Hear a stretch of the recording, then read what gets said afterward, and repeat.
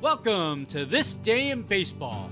We bring you everything from the thrill of victory to the agony of defeat and every milestone and oddball event in between. Today's game is courtesy of thisdayinbaseball.com. You can come for a peek, make friends for a lifetime. Before, after, and during the game, check out the links below the video and visit the player pages, parks, and teams as you listen to this blast from the past. You can catch us on every social media platform. And I want to do a special thanks to MLB Classic Radio Archives for this broadcast. Now, let's play ball. Hey fans, welcome to the Daily Rewind. My name's Tom Hannon and I'm your host. This is brought to you by thisdayinbaseball.com. And this is a very exciting day as we're going to bring you Game 1 of the 1959 World Series played by the Chicago White Sox and the Los Angeles Dodgers. Now, during the 1951 World Series, Game 1 was held on October 1st at historic Comiskey Park. It hosted a crowd of over 48,000. That included Hollywood stars such as Joan Crawford and Orson Welles. It was the first championship game in 40 years since the infamous Black Sox scandal. And it was also the first postseason game in 14 years in Chicago. And on the mound for the White Sox was Early Wynn, and he was faced by Roger Craig of the Dodgers. And the White Sox, the Go-Go Sox, would jump all over Roger Craig, scoring 2 in the first.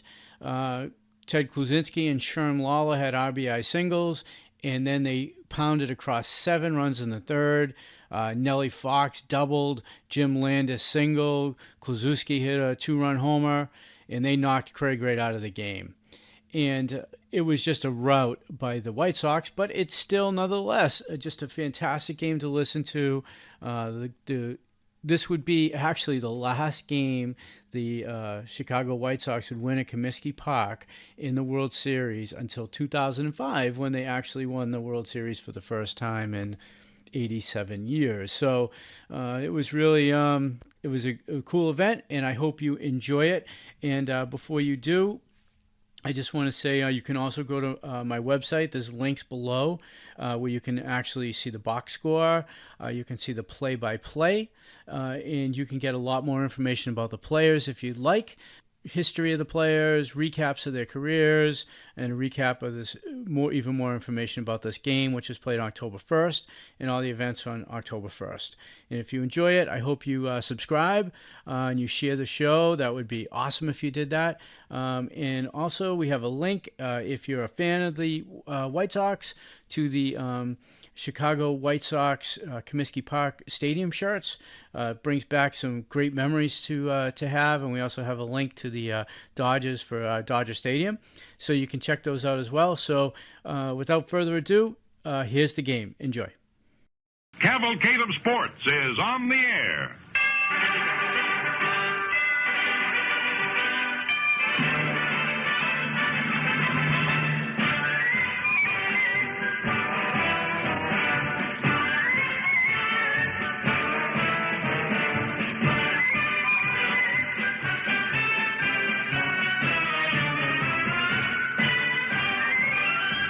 And feel sharp. Take this new Gillette. It's a razor that you quickly set for your beard, your skin. It's up to you. It's adjustable and man, it's new, brand new.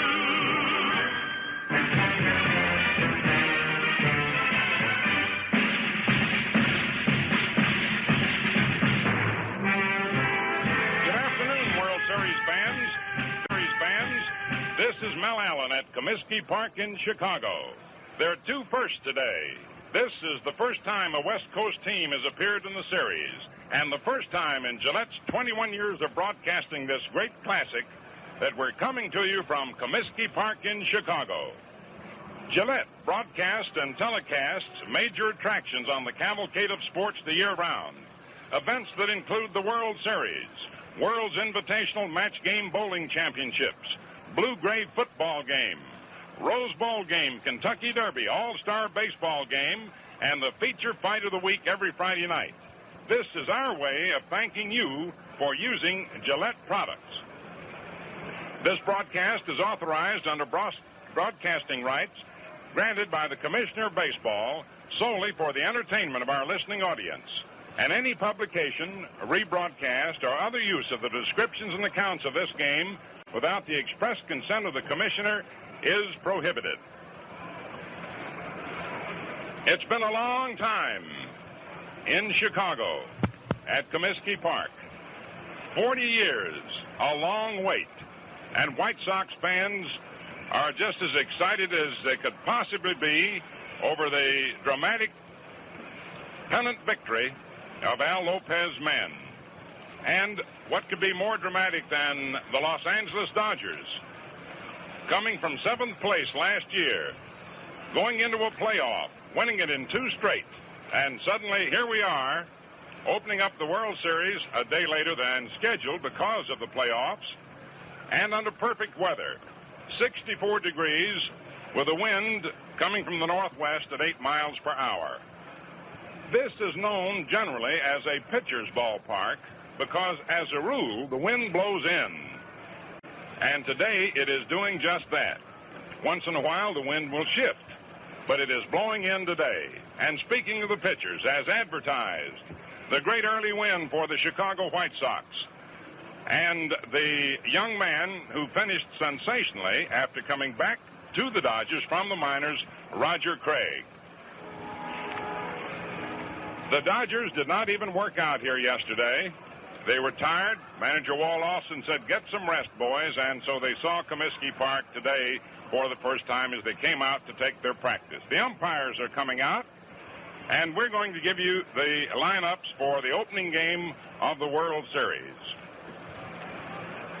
For the Los Angeles Dodgers, Jim Gilliam leading off, third base.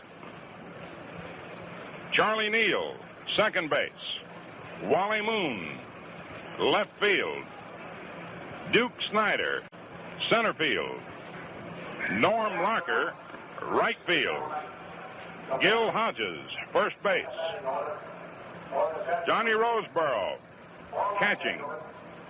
Maury Wills, shortstop. Roger Craig, pitching. For the Chicago White Sox, Louis Aparicio, shortstop. Nellie Fox, second base. Jim Landis, center field. Ted Kluszewski, a late season arrival in the White Sox batting order as they acquired his contract from the Pittsburgh Pirates, first base. Sherm Lollar, catching. Billy Goodman, third base.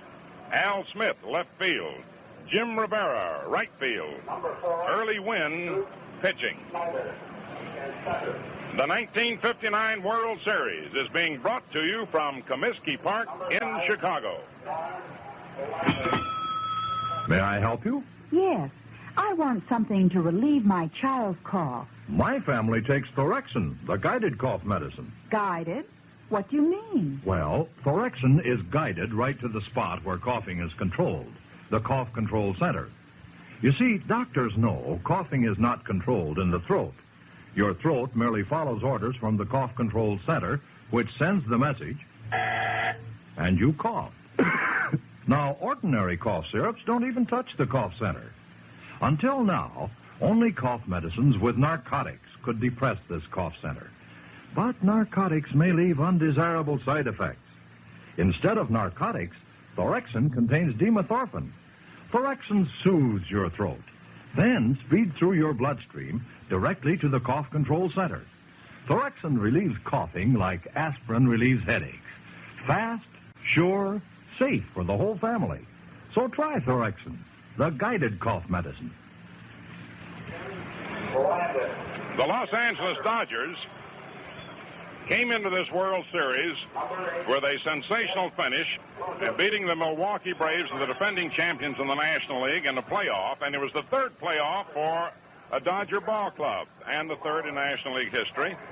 The Dodgers in 1946 lost to the Cardinals, and in 1954 they lost to the Giants, but this time they won the playoff. Manager Walt Alston, who twice before has led the Dodgers into World Series competition, did a magnificent job in bringing his team from 7th place last year to 1st place. And that's the first time in National League history that has ever been done. The last time that happened in the American League, the New York Yankees in 1925 finished 7th and jumped back to 1st place in 1926. And the Boston Red Sox finished 7th in 1945 and jumped to 1st place in 1946. This ballpark, to give you a bit of an idea of its layout, is standardized in the distances all around the park. From home plate down the left field line is 352 feet. 352 feet down the right field line. At a point in left center, it's 375. At a similar point in right center, 375. Straightaway center are the two bullpens divided and a little fence about 4 or 5 feet high, and it's 415 feet away. It's a double-decked affair. It is a pitcher's ballpark as a rule. Plenty of running room for the outfielders to go get those drives. We will have different dimensions, of course, when we go to the Los Angeles Coliseum. There is a fence 12 feet high. The double-decked stands will run, of course, somewhere in the neighborhood of, 75 or 80 feet high to the top of the pavilion. To get to the starting pitchers, Roger Craig, for the visitors, won 11 and lost 5. He's had quite a comeback year, just as has Early Wynn. Last year, Roger Craig, after having been demoted by the Dodgers because of a sore arm, lost 17 games in the American Association with St. Paul, and the 6'4" North Carolinian from Durham, bothered by arm trouble, plagued him last spring. The Dodgers farmed him out to Spokane, brought him up in mid-June, and he went on to win 11, and he lost 5. And he did a tremendous job, ended the 1959 season with a 5-game winning streak. Pitched complete games in his last 3 starts. He has pitched in 3 World Series games, 2 of them starts, starting the 5th game of the 55 series against the Yankees at Ebbets Field, winning 5-3, giving up 2 runs, 4 hits, and 6 innings. And in 1956, he started the 3rd game at Yankee Stadium, lost it 5-3. He was used in relief in the 7th game of the 56 series at Ebbets Field. His overall series record, 12 innings, 14 hits, 10 runs, all of them earned 8 walks and 8 strikeouts. Early Wynn is one of the all-time winning pitchers. At 39 years of age, he won 22 games. He lost 10. He pitched in only 1 World Series against the Giants at the Polo Grounds and lost it. He has won 271 Major League games and stands 15th among the all-time winners. He led the majors in victories this year, and in his only previous series game, he started for Cleveland against the Giants in the 2nd game of 1954, losing it 3-1, giving up only 4 hits in 7 innings. These 2 ball clubs sport good defense. The Dodgers figure to have a little more power. The Dodgers have depth in pitching, though, as Walt Alston says, a great deal depends on control. When they have control, they can pour the ball by you. The White Sox, with Early Wynn, the bellwether, have Billy Pierce and a surprise this year in George Shaw. And they have good pitching, good relief pitching in Jerry Staley and Turk Lown. Right now, we have at home plate a color guard, and we'll have a band in the moment playing as we have our national anthem. But this series promises to be one in which you will find both teams playing close to the vest baseball quite a lot. The White Sox have won an amazing number of one-run games, and so have the Dodgers. They get a man on, they sacrifice him. They have men who can steal bases. And so it's going to be an exciting series in that respect. And you also have catchers on both sides, Roseboro and Lawler, who can fire that ball. Louis Aparicio, who stole 56 bases this year, is a man to be watched. And a fellow like Maury Wills is one of the fastest men in the majors. And a young man who came along later in the season with the Dodgers, took over at shortstop and helped solidify the team. both managers really know their baseball. Walt Alston has had previous World Series experience. Al Lopez has always been a bridesmaid, but never quite a bride. He has never finished lower than second in Cleveland or Chicago, but this is the year for the Senor. Al Lopez, one of the best-liked men in baseball. And so we're looking forward to one of the most exciting World Series. This is America's greatest sports spectacle. The umpires, Bill Summers, the American League at home plate. This will be his 8th appearance. He's from Upton, Massachusetts. Frank Dascoli of Danielson, Connecticut at first base of the National League. Summers from Upton, Mass. And Dascoli from Danielson, Connecticut. Ed Hurley from Holyoke, Massachusetts of the American League. And his 3rd series will be at second base. And Frank Sicori of Port Huron, Michigan will be the umpire at 3rd base. It's his 2nd series. Johnny Rice of the American League in his 1st series, a native of Chicago, along the left field line. And Hal Dixon will be stationed along the right field foul line. He of the National League, and he's from St. Petersburg, Florida. So the 28-year-old Roger Craig and the 39-year-old Early Wynn will be the opening game pitchers. And already both managers have named their pitchers for tomorrow. It'll be George Shaw for the White Sox and Johnny Podres for the Dodgers. The weather today is a little bit on the cool side, but fine, 64 degrees.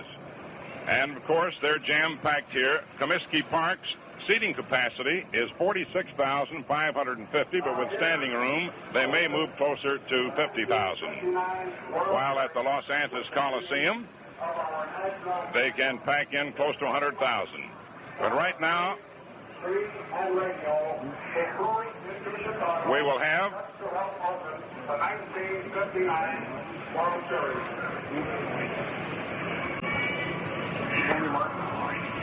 And now our national anthem, Tony Martin.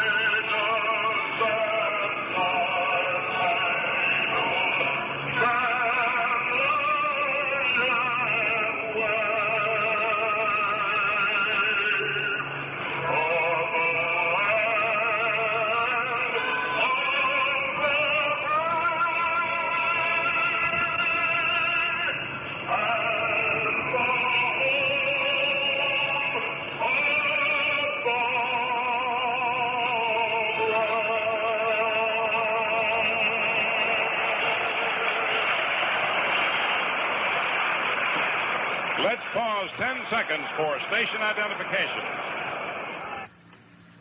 WGY 810 on your dial and WGFM Schenectady.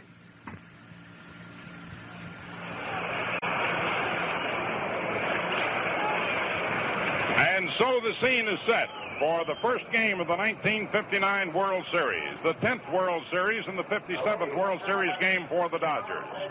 This is the 4th series and the 21st series game for the White Sox. 10 Dodger players have had previous World Series experience. Perillo, Hodges, Snyder, Gilliam, Labine, Craig, Podres, Drysdale, Neal, and Zimmer. Koufax was eligible for 55. There go the White Sox on the field.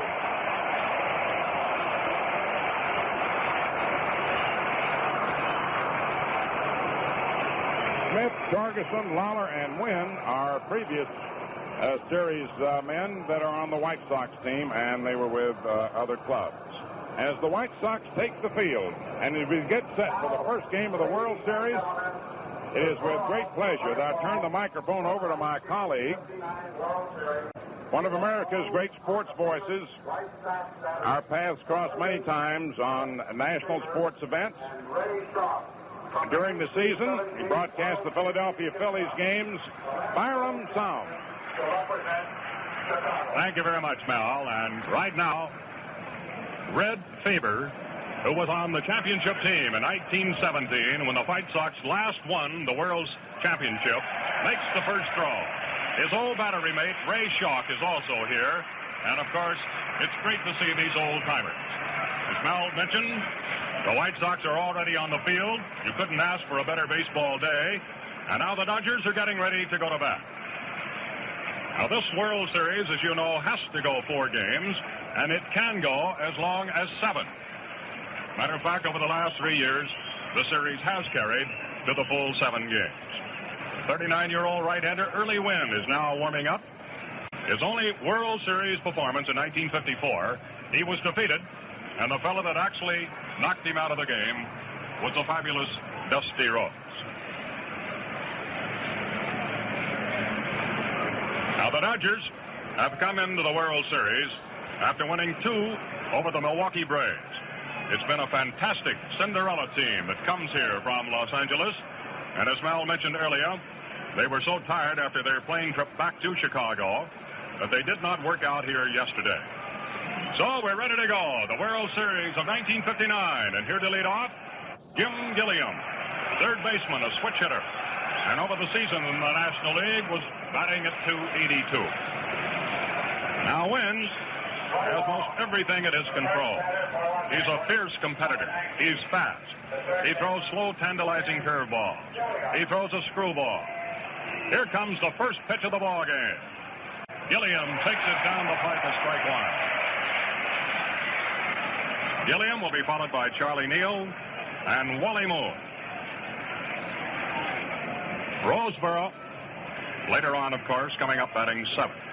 Craig against Wynn today. Inside and low, 1-1. Wynn won more games than any other pitcher in the major leagues. Quite a comeback. He won 14 a year ago, but this season, a 22-game winner. The Husky swings into action. Strike 2 is called on Junior.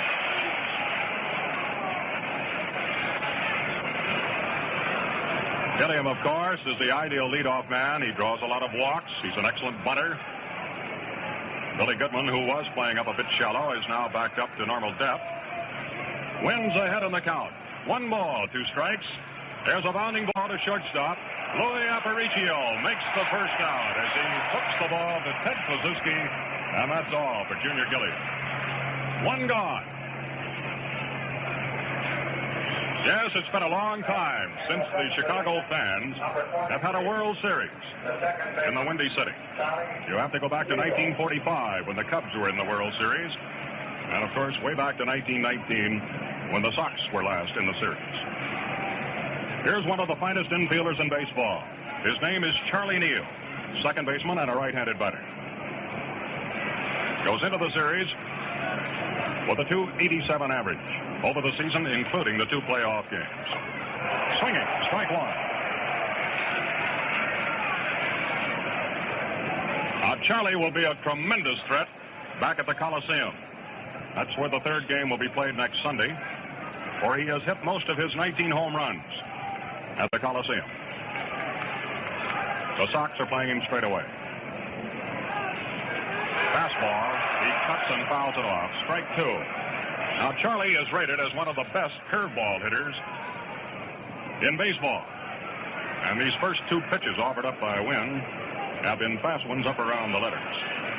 On the coaching lines today for the Dodgers, the veteran Greg Malevy at first base, and Pee Wee Reese, one of the all-time greats, is coaching at third base. 1 out and nobody out. Wynn ahead, 0-2. Inside, a ball. It's very interesting to notice the skipper, Al Lopez, standing here at the extreme right end of the home team dugout, which is located just off to our left on the third base side. He was trying to make an adjustment on his right fielder, Jim Rivera. Outside, breaking pitch, 2-2. I would say the crowd is over 50,000 today. Standing room only. All points lead to Comiskey Park today.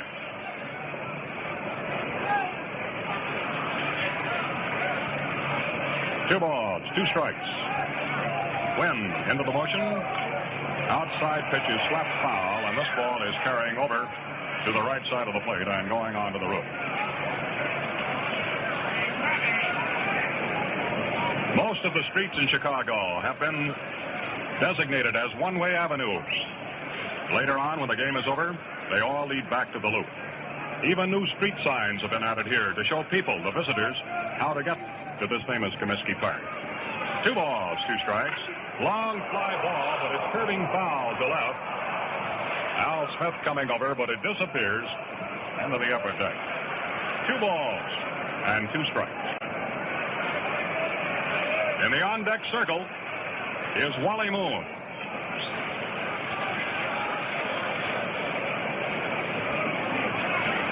Now, some of these Dodgers have never seen this ballpark. And these teams did not even meet in spring training. They had a couple of games scheduled, but they were rained out. 2-2. Another foul. Neal stays alive. Now your infield for the Sox. Billy Goodman operating at third. Aparicio at short. Ellie Fox at second base. Ted Kluszewski, the huge first baseman who came over on the 25th of August at first. And in the outfield, it's Al Smith, Jim Landis, Jimmy Rivera. Lawler catching. 2-2. Ball three is low and outside.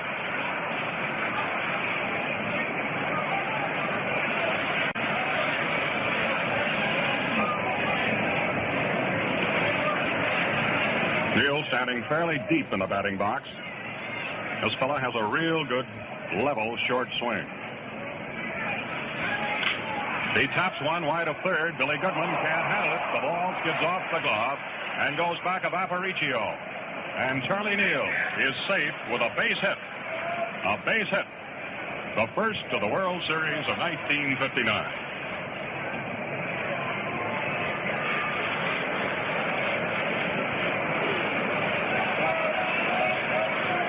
Manager Walt Alston will tell you Wally Moon coming to bat. This wiry Texan was the most consistent ball player he had all year. He came from the St. Louis Cardinals, and he played in practically every game. Wally is a left-handed batter. Mel and I were trying to decide whether he was in left or right, but today he is starting in left field. Now Wynn keeps an eye on the base runner, Charlie Neal. A token throw, he's safe. One out and one man on in the top of the first inning. The Dodgers at bat. Wynn throws. Strike called. A good fastball.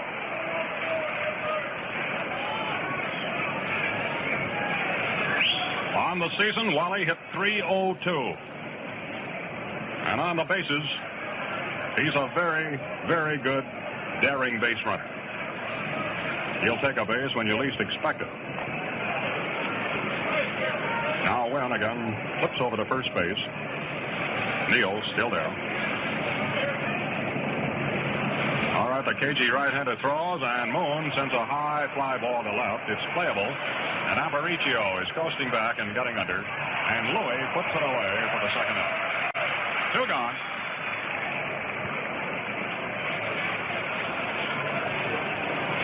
Duke Snider, veteran of many World Series, batting in the cleanup spot, now coming in.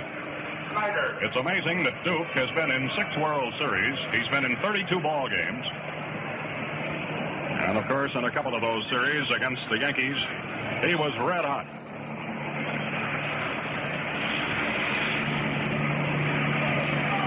I think another one of the reasons that Los Angeles came back so strongly from 7th to win the title was a couple of their old pros, fellas like Snider and Hodges, Carl Furillo.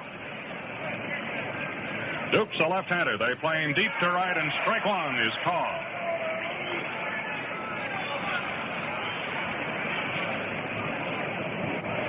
Now, the wind at all times in Chicago is a factor, and it is blowing directly in from center field at about 8 miles an hour.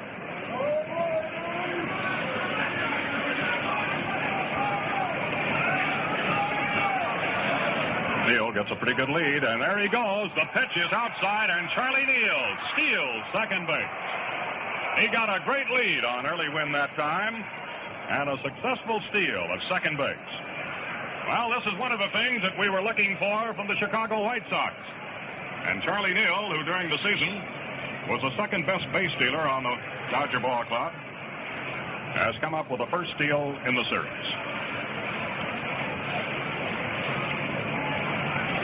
Now they've got a runner at second base. The count on the Duke, 1 ball, 1 strike. Now Lollard's throw was accurate enough, but it was a late. Here we go. Foul, but sent directly back into the screen. Well, the press box today is completely overloaded. Down in front of us, the visiting scribes from all over the country are actually sitting in some of the choice seats here that would be utilized during the regular season. And Mel and I have a wonderful position to call the game today. We're directly behind home plate, sitting up high, just under the rooftop. 2 men are gone. No score, but the Dodgers have Charlie Neal at second base.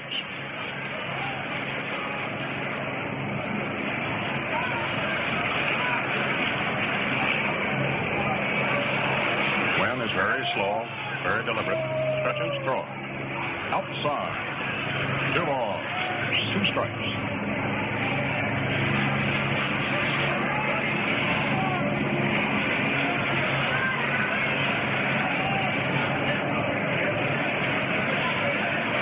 Nellie Fox, who plays the hitters about as well as anyone, plays a very deep second base on Snyder.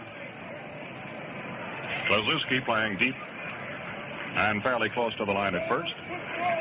Outside, low. That ball just missed the strike zone. You can see Wynn sort of clench his fist out there and says, gee, I thought I had it.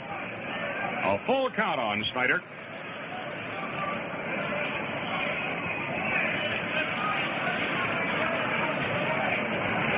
Charlie Neal came up with an infield single and then moved into second base with a successful steal.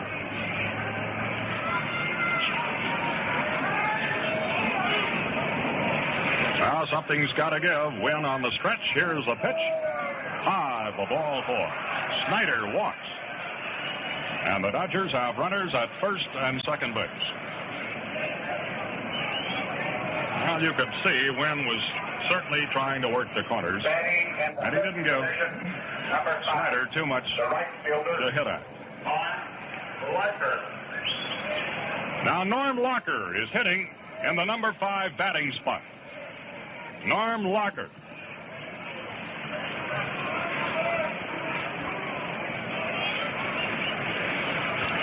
Locker hit .290 on the season. They've got him in right field. And there was a time when Gil Hodges was hurt, and he took over at first base. Sends one foul, a high twisting ball. It's off on the third base side. Strike 1. Locker has to be one of the most underrated players on the Dodger Ball Club. He reminds me a lot of Nellie Fox. He's had to fight his way into the major leagues. And this fellow was a consistent 300 hitter 4 years in a row in the minor leagues before he got a chance in the big show. Austin loves to rave about this fellow's swing. A short swing and a very level swing. He's a left-handed batter. Wynn cuts loose outside. 1-1.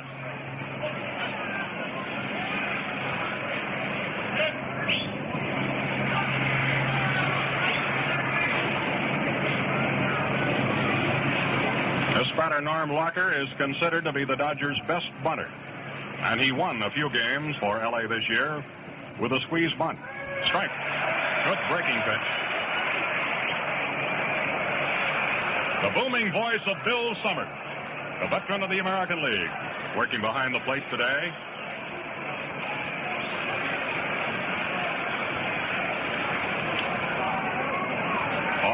have two added umpires today, one down the right field line and one down the left field line. This is the first game of the World Series. The Dodgers are posing a threat here in the first inning. 2 on, 2 out. And Walker the batter. Wynn ahead. He throws.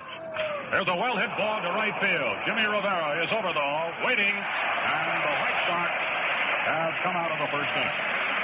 Los Angeles, no runs, 1 hit, 2 left. There were no errors. The score completing a half inning from Comiskey Park today. L.A. nothing, Chicago nothing. Well, the leadoff man in the bottom of the first inning will be Louis Aparicio. And what a ball player he is. Unanimously voted the top shortstop in the league. He is a leading candidate for the Most Valuable Player award. Of course, Louis is a Gillette user and one of our top boosters. Now listen what he has to say about the new Gillette adjustable razor. Yes, there's nothing like a razor you set to your own skin and beard. Boy, what comfort I get. Now, fans, you'll agree with Louis, I'm sure, that once you try that amazing new Gillette 195 adjustable, and here's why. This sensational new razor has a dial located right on the handle. You adjust it instantly to match your particular combination of skin and beard. Now, there are 9 different numbered stops. At the settings with the lower numbers, you expose less blade edge. As you dial a higher number, blade exposure and angle increase. With the adjustment that's exactly right for you, well, shaving is a breeze. Clean, quick, and with comfort that's almost unbelievable. Yes, the Gillette Adjustable with dispenser of Gillette Blue Blades and travel case costs just $1.95.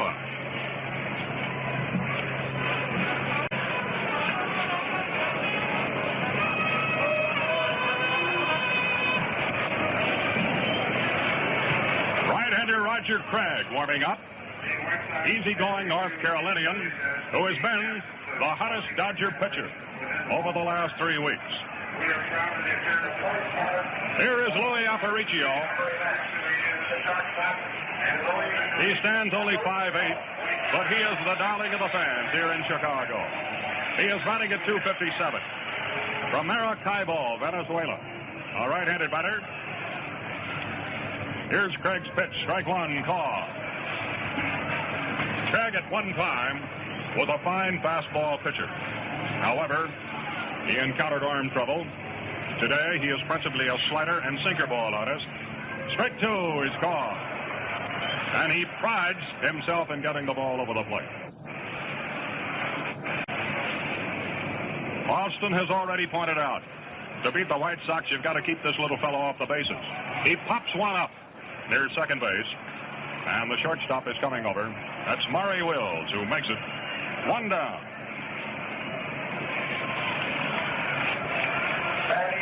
Nellie Fox. Number 2, the second baseman, Nelson Fox. Nellie is the only 300 hitter in the Chicago lineup today, batting at .306. But what a competitor he is. Bats him left-handed.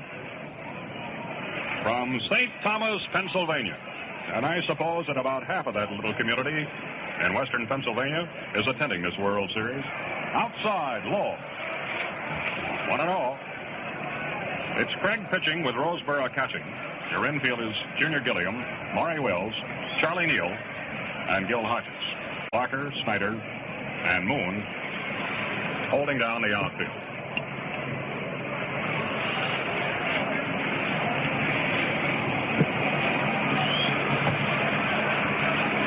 Now Fox steps out and apparently has asked the plate umpire to look over the ball. 1-0. Outside, a ball. Now Fox is an unusual hitter. He cataloged as a spray hitter. He stands right on top of the plate, and he gets many of his hits to left field. High for ball 3. Well, the Dodgers had 2 men on in the first inning, but could not score. It's 0-0 in the first game of the World Series from Chicago. Strike. Jimmy Landis, another one of the speed boys of the Go-Go Sox, is on deck. Craig fires high for ball 4. And the Sox have a base runner.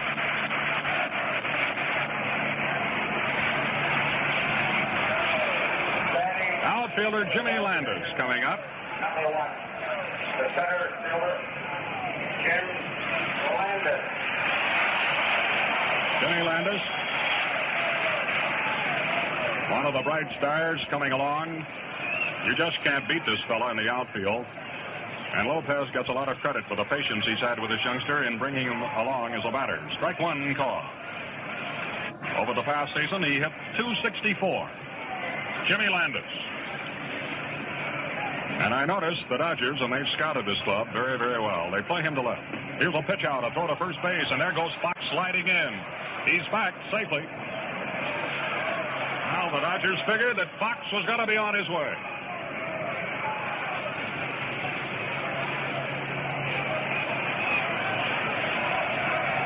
One. Swings. He tried to go to right field that time and fouls it off. 1-2.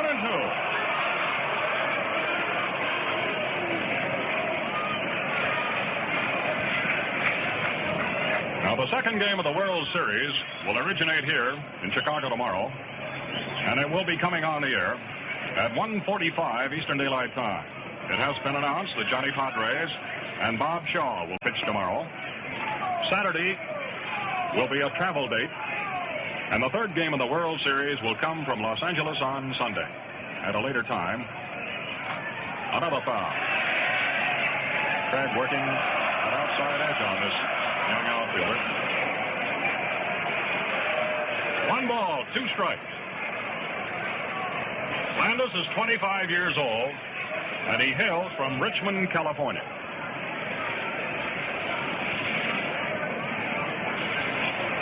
Now, Bill Summers has stopped the ball game and has moved out to the mound. He's talking to Craig. Craig down the stretch was simply terrific. He won his last 5 games. And, of course, pitched a wonderful game last Sunday against the Cubs right here in Chicago to help clinch the pennant, at least a tie for it. Outside and low, 2 balls, 2 strikes.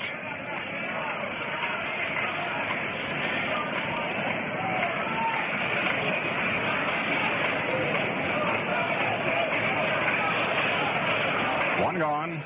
Fox edging off at first base. Outside and low. He just missed with his slider pitch.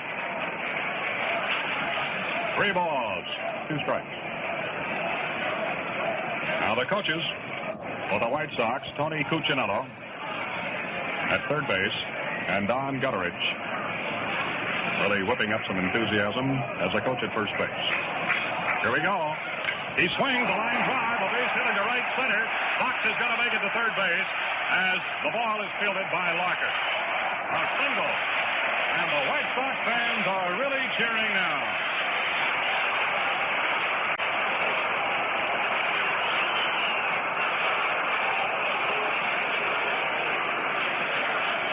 How do you like young Jim Landis, his first time up in World Series competition? Comes through with a solid base hit. Well, the White Sox have runners at first and third, 1 out.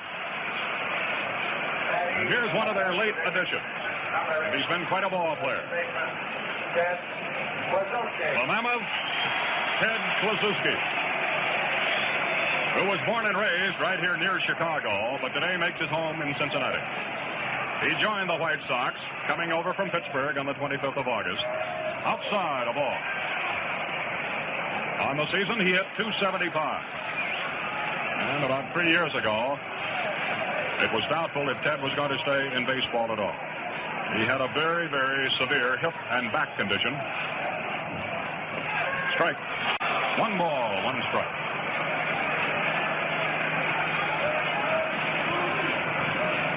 Roger Craig and a bit of hot water here in the first. Fox got a walk. And Landis hit a 3-2 pitch. Lined it over Charlie Neal's head into right center. 1-1. There goes a runner. The hit and run is on. A base hit. Here comes Fox home, and the White Sox lead 1-0.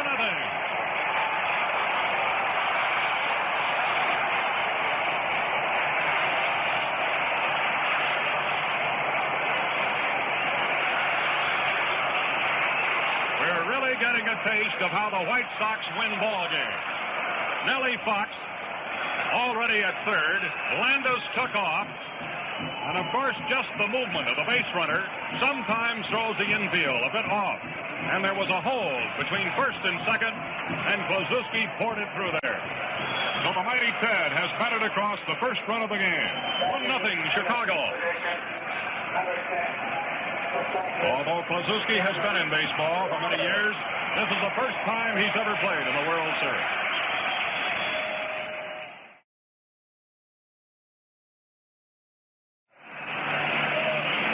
Batting at 266. He tries a bunt, and he loops it foul. Strike one.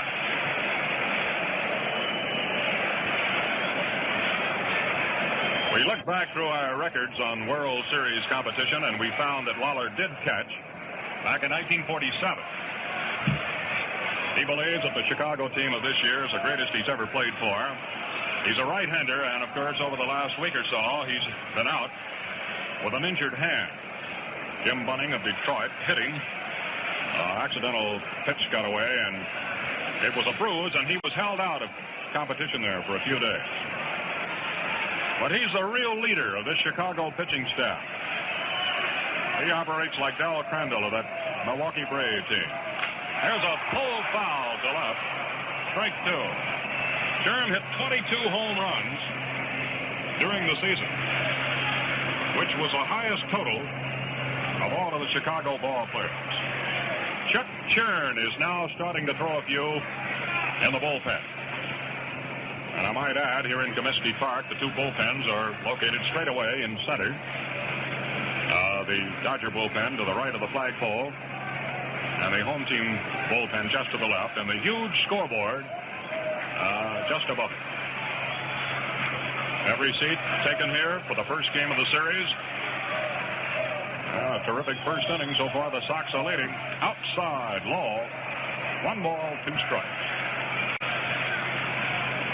Now, Craig did get into a World Series in 1955. As a matter of fact, he was a winner over the Yankees. The next year, in 1956, he was defeated by Whitey Ford in a World Series game, 5-3. 2 men are on. The stretch of the pitch, and it's a slap foul that's just off to our right. And caught by one of the visiting Scribes.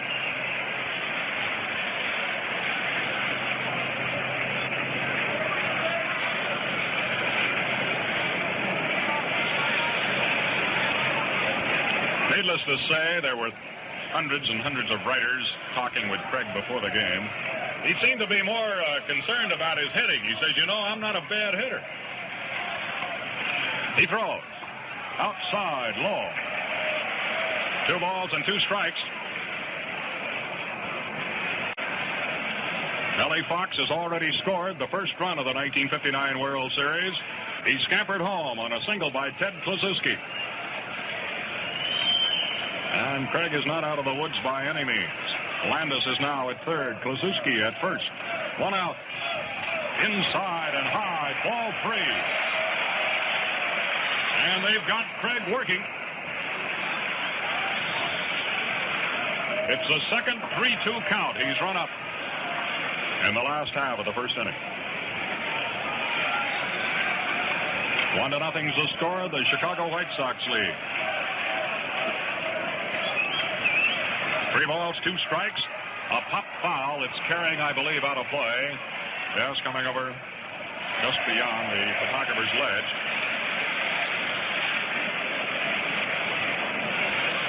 One of the most terrific things about the Dodger team and its amazing stretch run has been their terrific pitching, as Mel Allen told you earlier. This club won 15 out of its last 20 games. And if they were not strong in the starting, they had some terrific youngsters to come out of that bullpen. All right, 3-2 to Lawler. He swings, a line drive, well hit into deep right center field. Locker way out. Center fielder Snyder. It's grabbed by Locker. Here's a tag, and here comes the second run across. And I want you to know that that ball was really hit into that wind. Lawler is out, but it's a sacrifice fly. Landis has come across, and Chicago leads by a score of 2-0. Kluszewski remained at first base. That ball was really hit, and the way Locker went for it and then almost gave up on it, he heard Snyder coming along, but Locker stayed with it, and it is quite a catch. An RBI for Sherm Lawler. Now your batter is Billy Goodman, a very much underrated ball player who takes strike one. Now in this series, you can look for Billy Goodman and Bubba Phillips to alternate at third. Here's a fly ball into center. Snyder backing off, has the room, and the Duke has it for the final out. Well, that was quite a first inning, wasn't it, for Chicago? 2 runs, 2 hits, 1 man left on. There were no errors, and at the end of the first inning, the score, Chicago 2, L.A. nothing.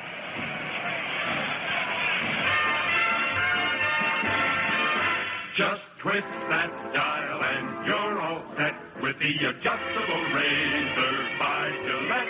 For shave so easy, fast and clean. So try and see what we mean.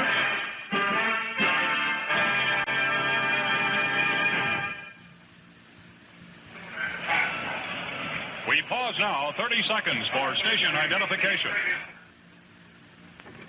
Saratoga Vichy's living carbonation never goes flat, stays sparkling alive to give you extra dry flavor. That's why Saratoga Vichy always tastes better. Insist on Saratoga Vichy. Saratoga Vichy. Yellow label, Saratoga Vichy. yellow label.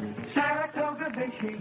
WGY, WGFM Schenectady. Series time is clean sweep time on all 59 Plymouth cars and Suburbans at Schenectady, Plymouth. Jim Schultz says, come and get them at clean sweep prices, 1016 State Street, Schenectady. Comiskey Park decked out in all of its glory today. And the White Sox are leading 2-0 as we enter the top half of the second inning. Gil Hodges will be leading off. The first baseman, Gil Hodges. Hodges, over the last couple of weeks of the National League pennant race, usually was batting in the number 5 batting spot. He's an old pro. He's been in 7 World Series. And, of course, Gil has had his ups and downs. 2 weeks ago, he was almost bandaged from head to foot, but he kept playing. He's a fellow that seems to get the clutch hits. The powerful-looking right-handed batter.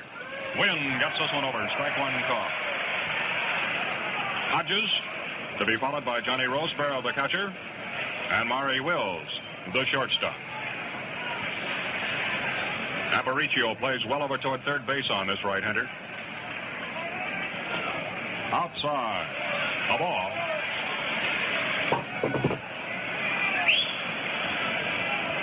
Early Wynn is working today against Roger Craig. And, of course, in a series that cannot go more than 7 games, winning that first one is a mighty big item. Outside, ball 2. Now Wynn, it appears, has great stuff. He's trying to work the corners. He ran the count full in the first inning on 2 batters and lost each one of them. 2 balls and a strike. There's a well-hit ball to left field. Smith backing up. He's near the wall. He has it. That ball was hit a good 350 feet away. And it's only 352 feet to the left field wall. To give you an idea. 1 down.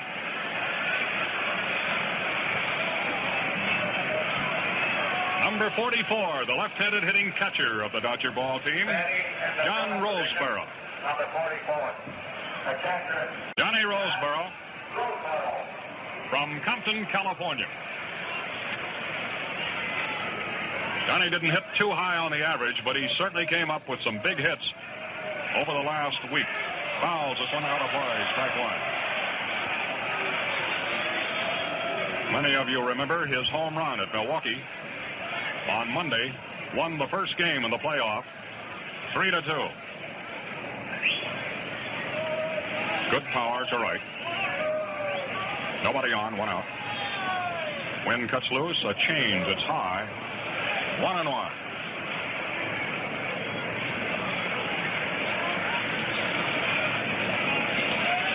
Even at 39 years of age, Wynn has one of the most graceful moves and pitching motions of anyone I've ever known. Too high, ball two. Anytime the Sox were in difficulty this year, he was a man that won the key game. There was a stretch in September when the Sox lost 3 in a row, and they were starting to worry. And he stopped that losing streak in a hurry. 2-1. A foul up and overhead. 2-2.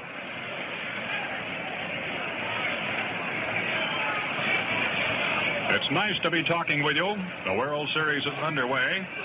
The first 2 games, as you know, are to be staged here in the American League Park.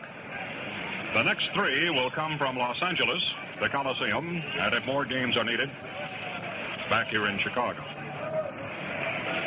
2-2. Wynn throws. Fly ball, infield, third base side, and Aparicio is making the call. And Louis stays with it for the out. You know, with a glove and on base, there is no equal to that little fella, Aparicio. 2 gone. The score is 2-0. The White Sox lead in the first game of the World Series. Maury Wills, shortstop, is being announced. Now, Maury has certainly been an integral part of this Dodger success. He wasn't even with the Dodger ball club in spring training. He has become a switch hitter, and he certainly did a tremendous job for them in the month of September. Strike one call. He is batting left-handed. While he hit .260 on the season, he hit better than .400 in the month of September. 2 gone and nobody on. Foul. Spinning off on the third base side. Strike 2.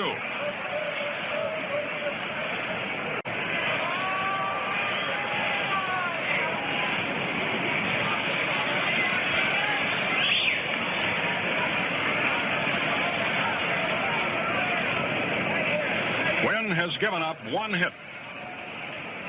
Also a walk. And he had the right pitch to get out of the first inning. The heavy-set right-hander throws high and inside. A ball.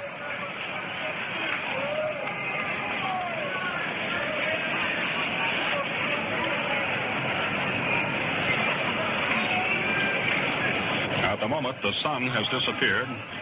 Temperature reading is in the mid-60s. High and outside, ball 2.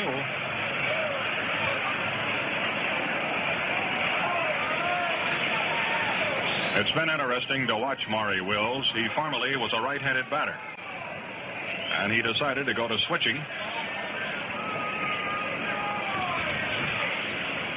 Built along the lines of Louis Aparicio. 2-2. Outside, ball 3. He was telling many of the writers, broadcasters, and TV men today that Richie Ashburn gave him a little tip. He found that he was lifting his left leg just before swinging into the pitch. And on that tip, he went on to have a tremendous late surge. 3-2. He stuck him up. That's all for Maury Wills. A strikeout for Wynn. No runs, no hits. Nobody left on for Los Angeles. And at the end of 1.5 from Comiskey Park, the Dodgers 0, Chicago 2. You know, there's almost 1,000 sport writers covering the news of this game today. And now here's another piece of news.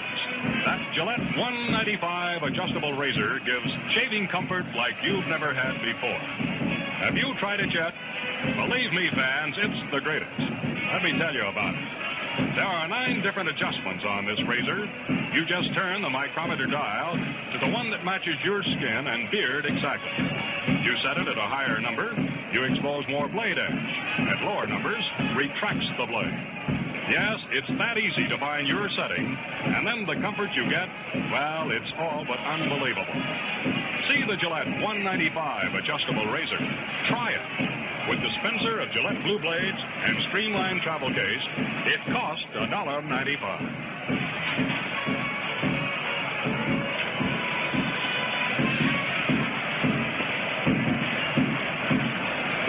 Along with Mel Allen, this is By Som. We're sitting in on the first game of the World Series. The Sox lead 2-0. Roger Craig getting ready to go, and the batter is Al Smith. Number 16, the left fielder, Al Smith. Smitty was in one of the World Series. As a matter of fact, he got a home run in the first inning. He's happy to be here in Chicago. On the season, he hit .237, and Craig pitches a quick sinker inside and low. 1-0.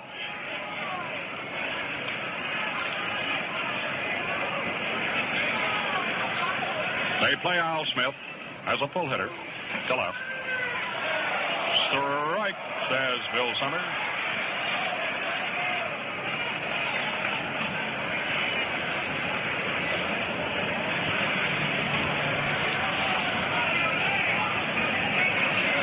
Roger Craig throws, and Smith ran up on the pitch, tried a bunt, and it is fouled off.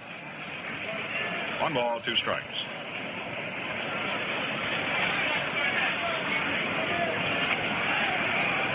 The White Sox made good use of a walk, 2 singles, and a sacrifice fly to get 2 runs home in the first inning.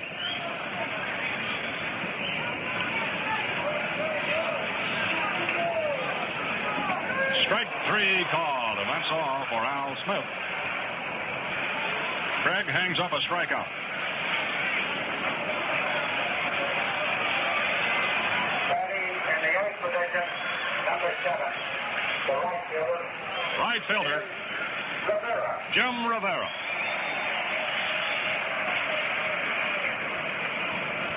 Jim originally hailed from Brooklyn, but now lives here in the state of Indiana. And he will be alternated in right field according to the pitching. All right, a foul that he beats along the first base line. Strike 1. Over the season, Jimmy hit at .226. But he's a real live wire, and he keeps this Chicago ball club very loose. Left-hander with a slightly open batting stance. Sends a high, twisting foul that might be playable. Hodges coming off the line, and Gill backs up and makes it. And that is all for the Chicago outfielder. 2 down. Batting in the 9th position, number 24, the pitcher, Early Wynn. Here comes Early Wynn, having a nice round of applause.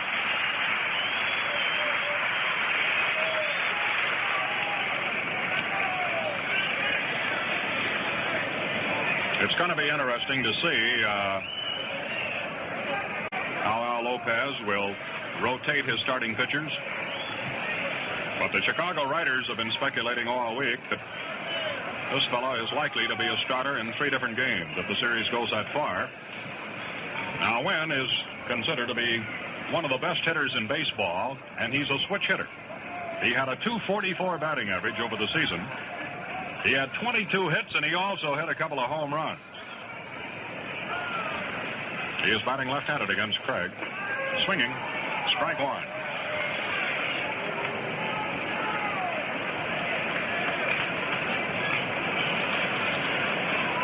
Most of the managers I've talked with always point to Early Wynn. They were asked, what pitcher would you like to have if you had to win 1 ball game? Strike 2. Call. I notice that Craig works a little more faster between the pitches than Wynn. 2 gone. 2-0, Chicago leads. Taps the ball to the mound. Craig bobbles, recovers, and throws. And that's all for Early Wynn. 3 up and 3 down in the second inning for the Go-Go Sox. We have now completed 2 innings in World Series game number 1. Score, White Sox 2, LA nothing. Now, with the miracle of guided medicine, you can relieve your cough as easily as you relieve a headache. Take Thorexin, the guided cough medicine that goes to the right spot, your cough control center. Doctors know coughing is not controlled in the throat. Your throat merely follows orders from the cough control center, which sends the message, and you cough. Now, ordinary cough syrups don't even touch the cough center. Until now, only cough medicines with narcotics could depress this cough center. But narcotics may leave undesirable side effects. Instead of narcotics, Thorexin contains dimethorphan. Thorexin soothes your throat, then speeds through your bloodstream directly to the cough control center. Thorexin relieves coughing like aspirin relieves headaches. Fast, sure, safe for the whole family. So get Thorexin, the guided cough medicine. Roger Craig will be leading off in the top of the 3rd inning. In the 9th position for Los Angeles, number 38. The pitcher, Roger Craig. Roger Craig, a right-handed batter, leading off against Wynn.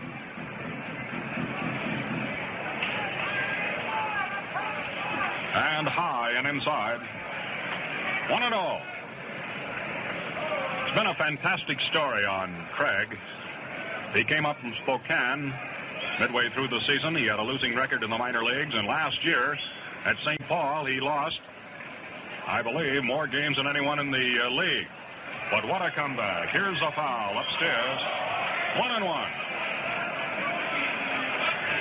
Of course, the reasoning on that is that he had a sore arm and he was trying to work it out. He claims today that he's a lot smarter pitcher, although he doesn't throw quite as hard. 1-1. Strike 2 is called. Lead-off batter, and he'll be followed by Jim Gilliam.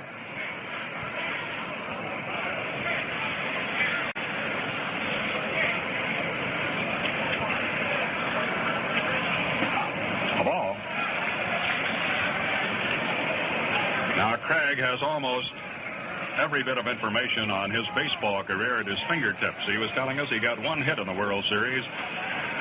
I believe that was in 1956, even though he lost the game to Whitey Ford. Swinging, he's out. That's a second strikeout in a row for Early Wynn.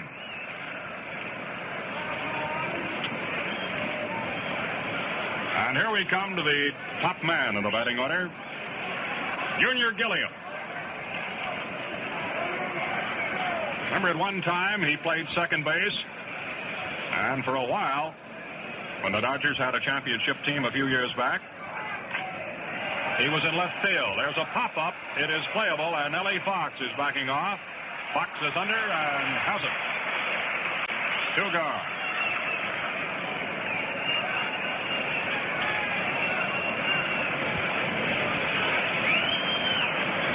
L.A. sends up second baseman Charlie Neal.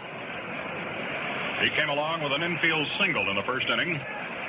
A ball skidded away from Billy Goodman at third base. Then he proceeded to steal second base, but he didn't get any further. When working like a machine now, throws low and away. Ball 1.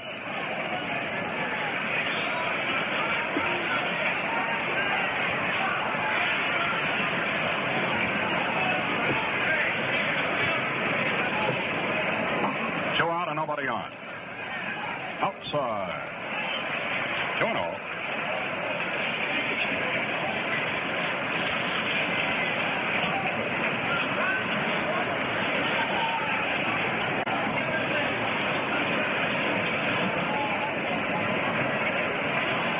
Step down on the pitch. He takes.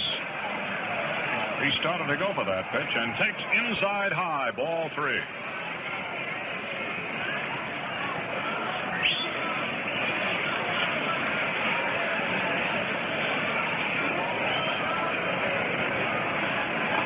Strike.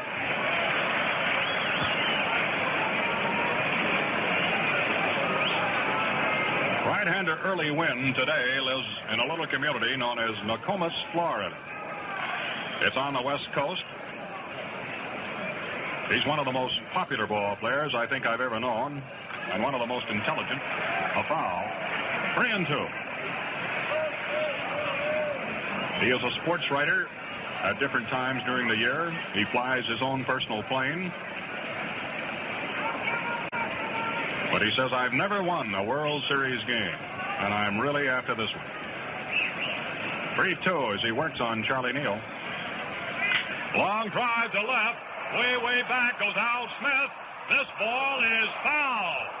It is foul. It went into the seats, but it's foul. And that's one of the reasons we have the extra umpire along the lines. That's John Rice of the American League, who was in a tremendously good spot to call it. Neal just missed a home run, and he didn't miss it by very many feet, believe me.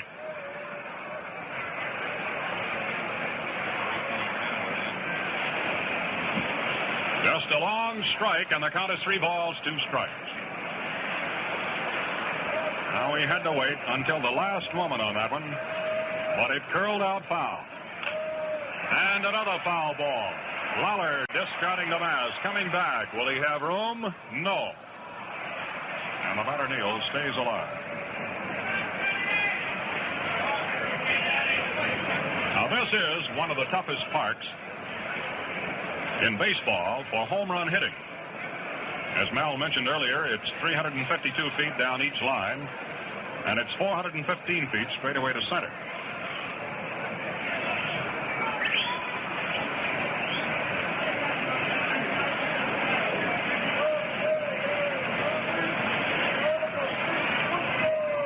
Early delivers. There's a top ball, a wide of third, but here's little Aparicio, and Louis gets his man.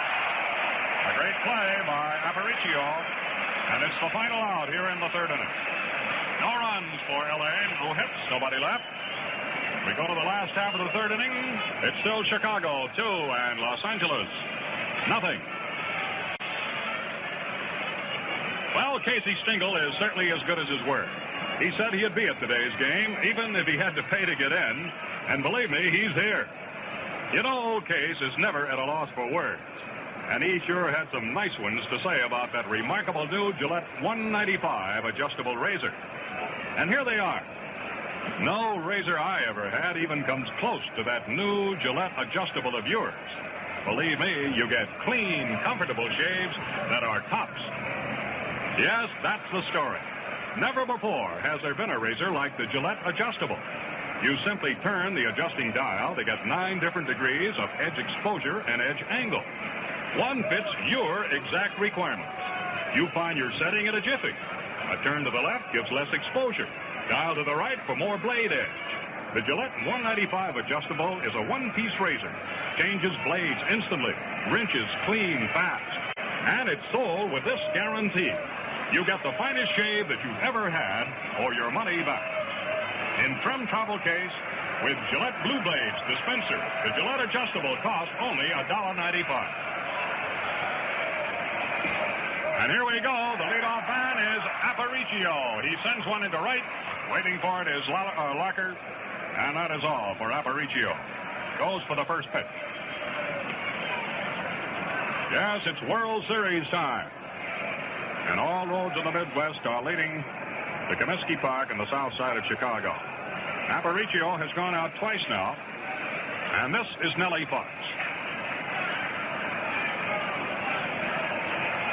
Foxy drew a walk in the first inning and scored the first run of the game. Strike one call.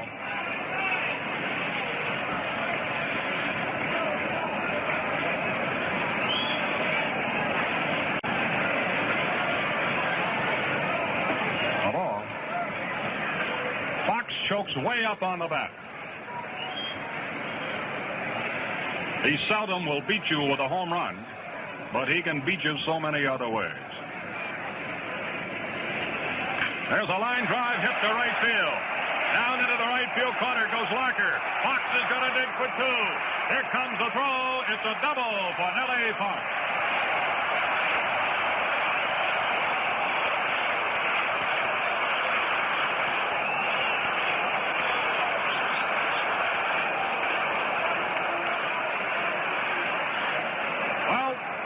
The first extra base hit of the ball game.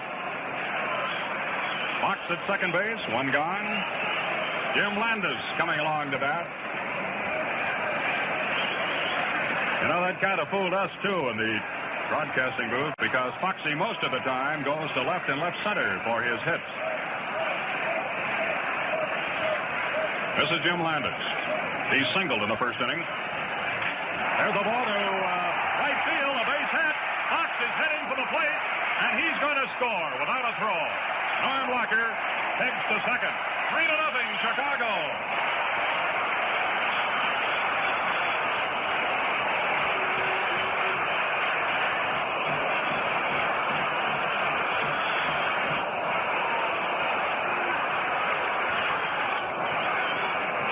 How do you like that, Jimmy Landis? He has a big 2-for-2 in the first game of the World Series. And an RBI. That ball was hit just over the head of Charlie Neal, who leaped high, but he couldn't get to the ball. Now, once again, in that Dodger bullpen, Churn starts tuning up. Their number 4 hitter is Ted Kluszewski. Theodore came up with a hit. He put a hit and run on with Landis in the first inning, and he drove in the first run of the game. A move to first. Look out. Landis just got back. He went in head first. You can hear the go-go fans hollering, go, go, go, Landis. Another move to first. Landis safe. Of course, you've heard so much about Louis Aparicio and his base stealing. Landis might have been overlooked, but not by the Dodgers. Now, with so much attention directed at first base, Kluszewski backs out. Inside low, the pitch. 1-0.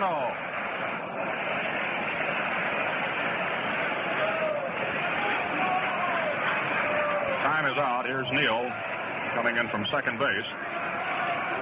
The score again is 3-0. The White Sox have come up with 4 hits.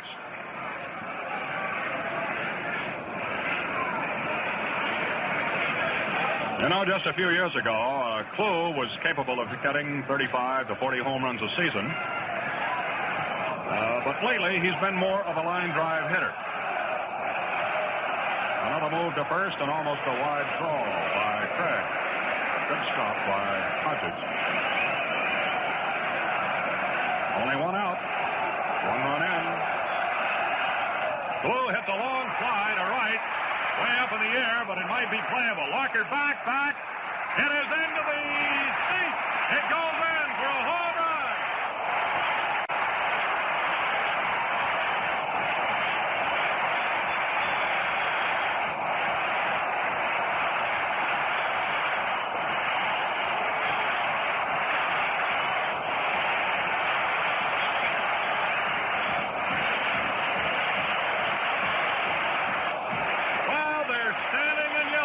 Comiskey Park. Time is out, and Kluszewski is their boy right now.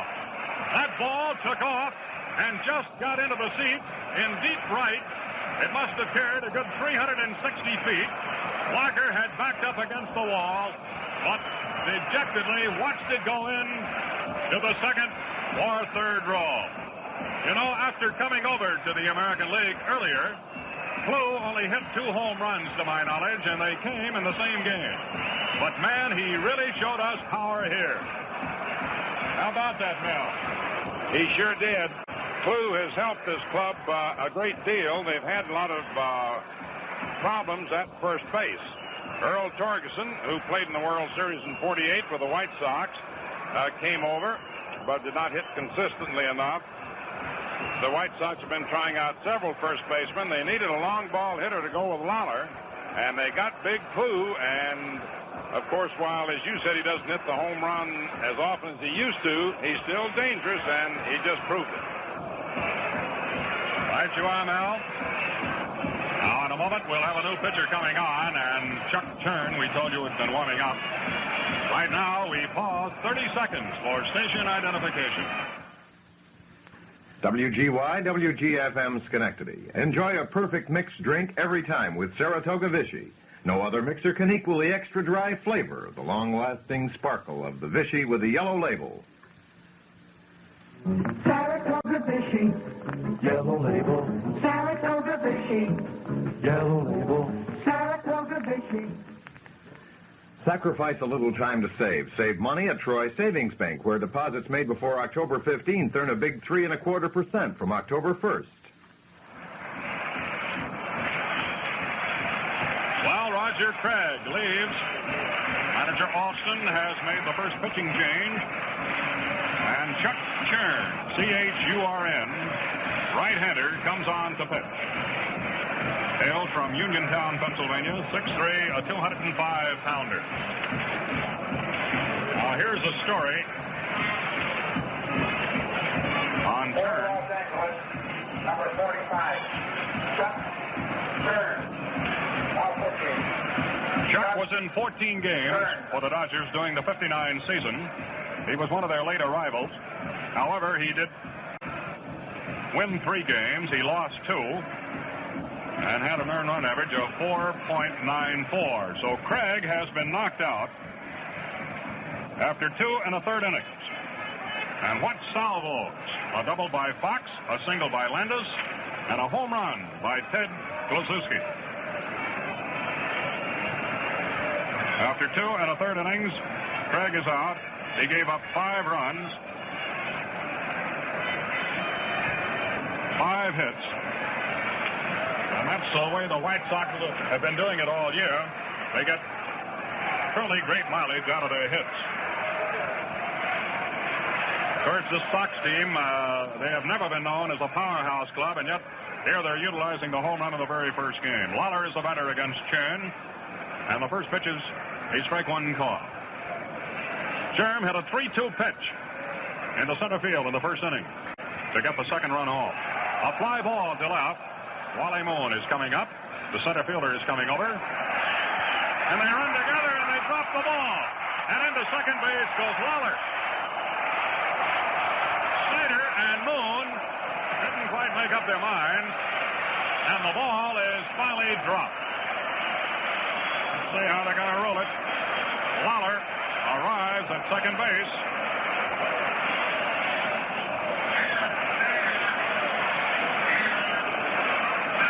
It's an error on Snyder.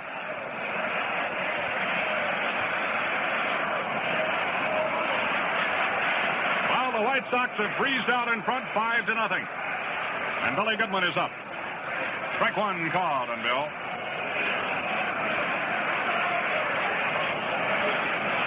Coming to bat for the second time.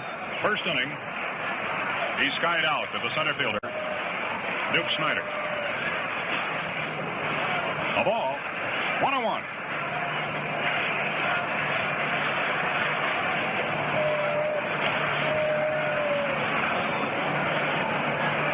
You know, the way the wind has been blowing today, there was some doubt as to whether Kluszewski's drive would get into the lower seats, but it made it.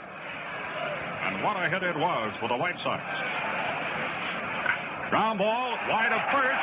Hodges can't get it, a base hit. Here comes a runner around third. And while Lawler is not a speed merchant, he scores. Chicago leads 6-0.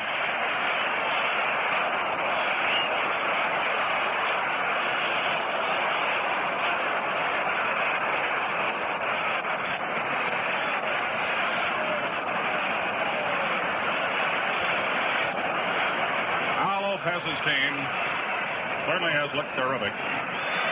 Here it is early in the World Series, but they're hitting that ball. That 6th run will be charged against Roger Craig. And left-hander Sandy Koufax is starting to tune up for the West Coast team. The last 5 batters to come to the plate have all been able to get on. The highlight of this inning, a home run by Theodore Kluszewski. Churn, side armor, pitching low and outside to Al Smith. 1-0.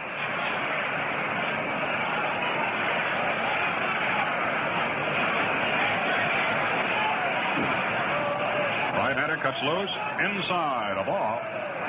Smith struck out as a leadoff batter in the second. Don't underrate this Al Smith. His batting average is not something you write home about, but he can be dangerous. Right-hander. Swings, and there's a ball well tagged to left. It is over the head of Moon. Ricochets off of the concrete wall. Billy Goodman. They're sending him to third. Wait a minute. They're going to have... No, the ball gets by Hodges, and here comes the man home. They had held Goodman up, but the ball got by Hodges, and another run scored. 7-0 Chicago.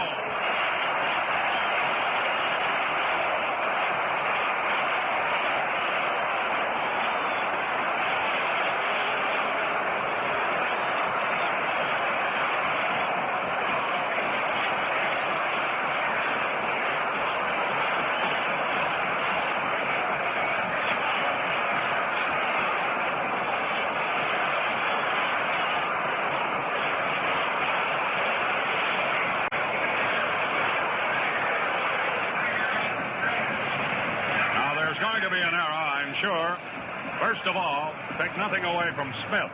He doubled that ball clear over Moon's head.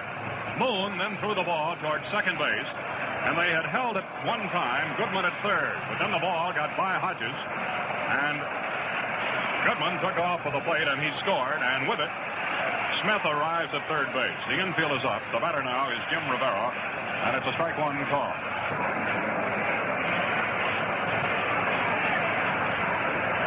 There's a bounding ball to the second baseman. They're coming to the plate. Roseboro lets it get by. They had the man dead coming home, but the ball gets by Roseboro. Another run scored. It's now 8-0. Chicago. Charlie Neal, with the infield drawn in, made the pickup, and it appeared he made a good throw. But it's skidded by Roseboro, and Smith is allowed to come in, and Rivera takes off and makes second base.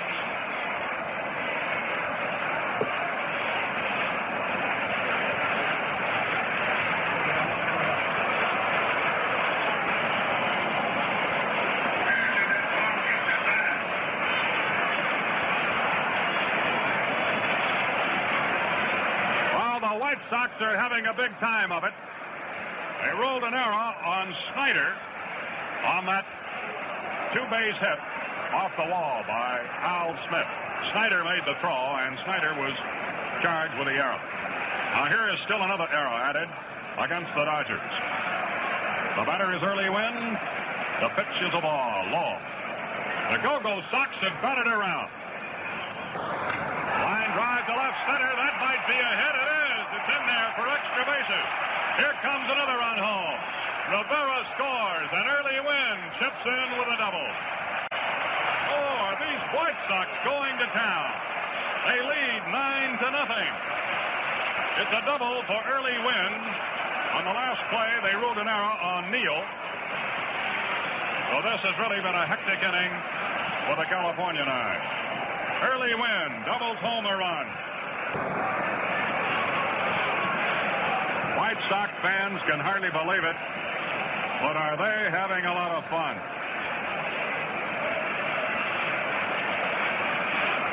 Seven runs have poured across in this wild third inning.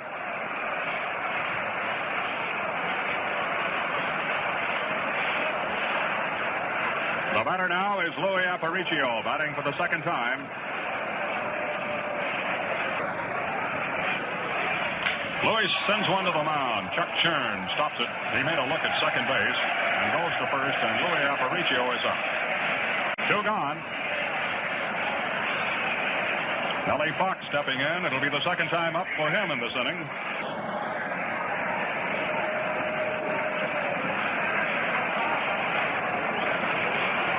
Yes, Milwaukee scored 7 runs against Bob Turley and knocked him out in the very first inning. The second game of the World Series at Milwaukee last year. There were no errors in that barrage, however. Walks and hits. Now ball one is served up to Nellie Fox. He walked in the first inning and scored. He doubled in the third inning and scored.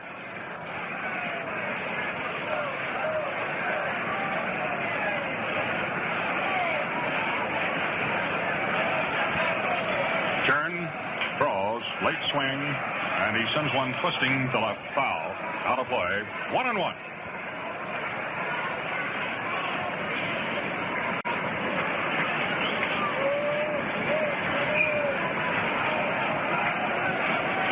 The Sox have 9 runs on 8 hits. Early Wynn at second. Fox sends one spinning right out by Cuccinella. Just missed him. 1 ball, 2 strikes.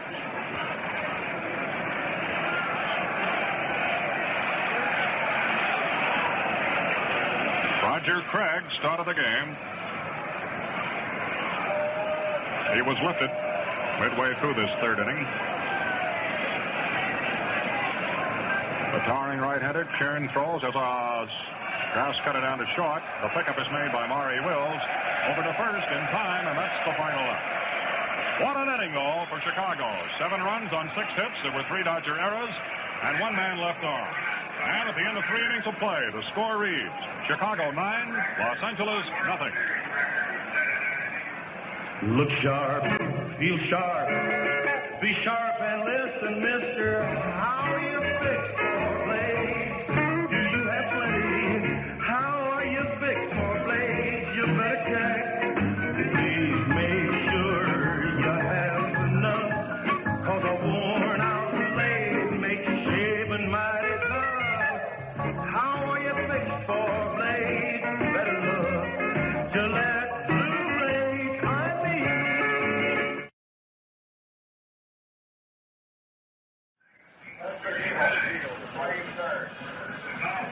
We have a change for you at third base for the Sox. Sammy Esposito is going in. Billy Goodman coming out. Now we understand that Snyder comes up with a record, 2 errors in 1 inning in World Series competition. 7 runs were scored. And I do believe 3 errors in 1 inning might hit on a World Series record. But with it all, the White Sox have really stepped out front. Wally Moon will be leading off in the top half of the 4th inning.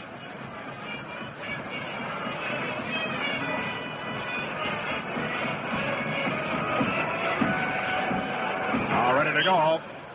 Esposito playing at third base. And you'll find that Lopez will be juggling that position quite a bit during the series. All right, a tap ball toward second base. I doubt if they got a play. They do not. Moon beats it out. A drag bunt and a base hit for Wally Moon. Most of you probably remember this if you followed baseball for any length of time, but the most runs scored in any 1 inning by one club was the Fabulous Athletics in 1929. They scored 10 runs in 1 inning to beat the Cubs. That was the day that they were trailing 8-0. And the fellow who won the game in that tremendous inning for the A's is attending the game today. The well-known Jimmy Dykes, who is now the skipper of the Detroit Tigers in the American League. Here's Duke Snyder batting against Wynn. 1 man on, nobody out. Foul ball just below this booth. 0-1.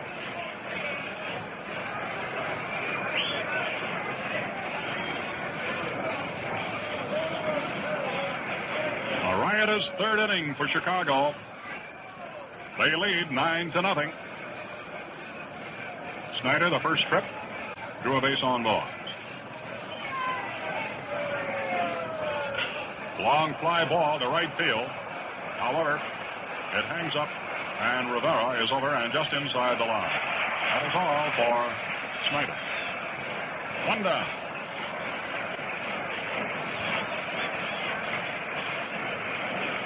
Tomorrow, the second game of the World Series will be coming from Chicago, and it'll be on at 1:45 Eastern Daylight Time. Johnny Padres will pitch against Bob Shaw. And if you can't be here, Mel Allen and I will be on the air to bring it your way. Outfielder Norm Larker. They've really had him flying through that outfield, haven't they? As a batter, he lined out to Jimmy Rivera in the first inning.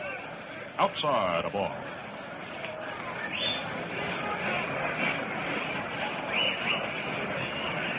Most of the time, Early Wynn has had to work hard for his victories. The 39-year-older now has a 9-run edge.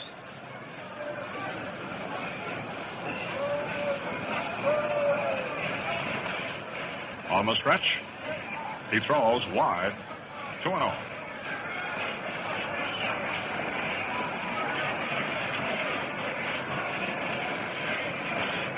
They have blocked out a few of the seats in the center field bleachers section to give a better background to the batter. Outside high, 3-0.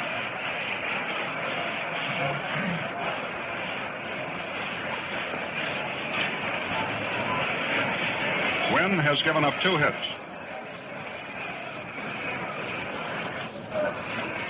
Both infield singles.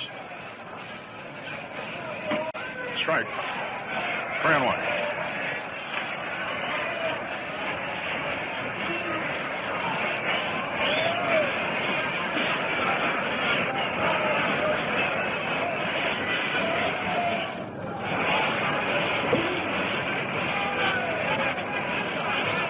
The steady early Wynn moves to the plate with a strike 2 call.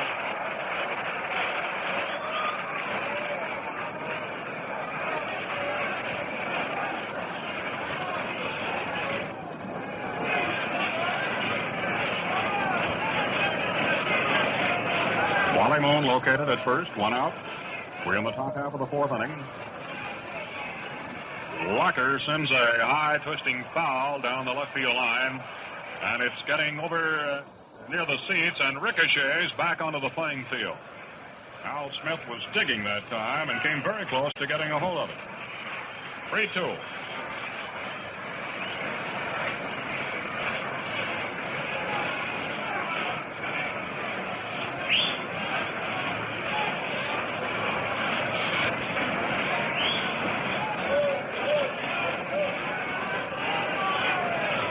Waiting for Smith to return to left. Play resumed. Fly ball, well hit to center. Landis backing off, and the ball hawk surrounds it. 2 gone. That's all for Norm Locker. First baseman Gil Hodges.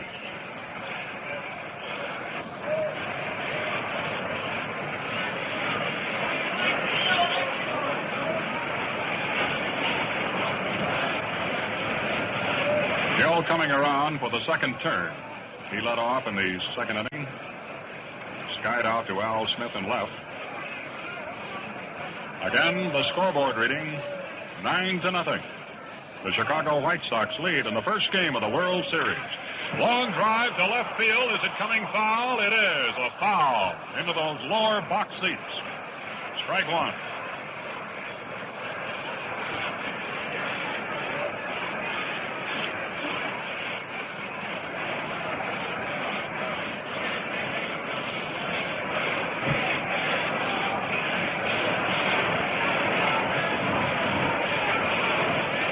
Some of the fans who haven't seen the White Sox during the season, they have really put on a show today.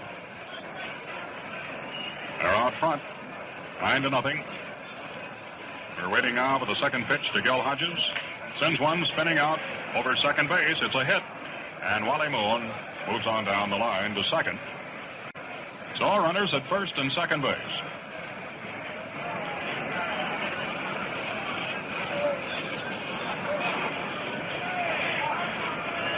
Waiting for Johnny Roseboro.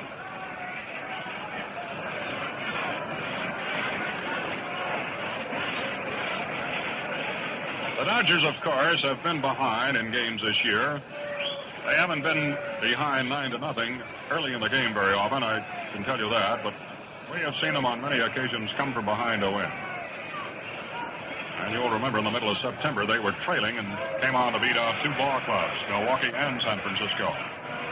Now strike 1 is called.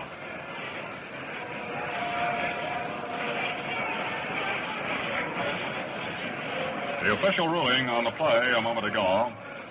On the ball, it was hit towards second baseman Neal. They ruled an error against Neal on a low throw that got by Johnny Roseboro.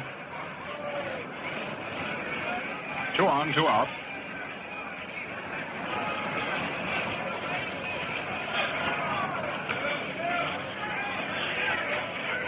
It's a strike. Strike two. Now, Roseborough was in the process of going around a swing. He checked his swing, and plate umpire Summers says it's good enough for a strike.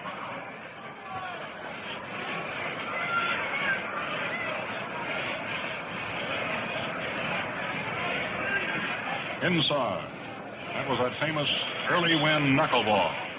And he loves to throw it when he gets ahead of the batter. 1-2.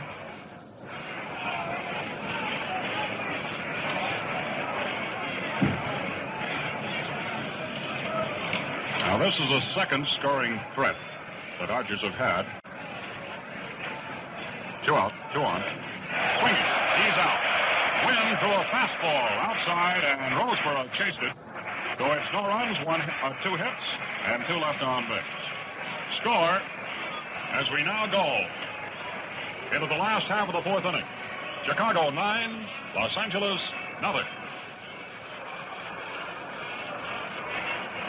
You know, fans, this is the first World Series game for everyone on the Chicago team except Early Wynn, Al Smith, Earl Torgeson, and Sherman Lawler. And it's my first chance to be on the Gillette cavalcade of sports. But believe me, I've been a Gillette man for many, many years. A Gillette razor has always been top for my money, but that new adjustable, man, that is really something. You yourself adjust this razor to suit your skin, your beard. It's so easy. All it takes is a turn of the micrometer dial on the handle of the Gillette adjustable. Now remember, there are 9 different numbered settings. The lower numbers give you less blade edge exposure. The higher numbers, more. You get clean, refreshing shaves, fast shaves that make you look and feel like a million. Try the Gillette adjustable on our guarantee of complete satisfaction or your money back. It costs only $1.95, and that includes a dispenser of Gillette Blue Blades and handsome travel case.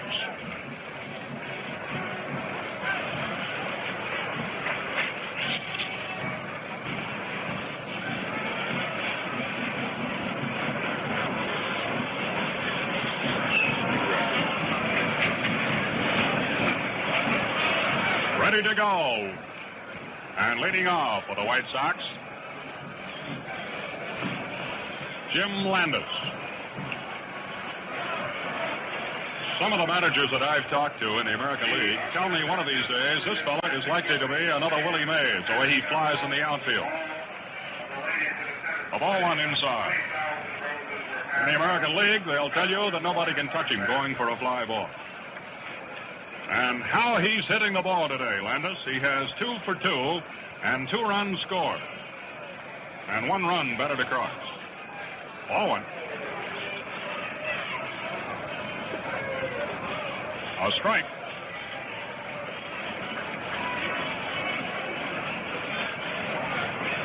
The Sox had 11 batters come up in the wild 3rd inning.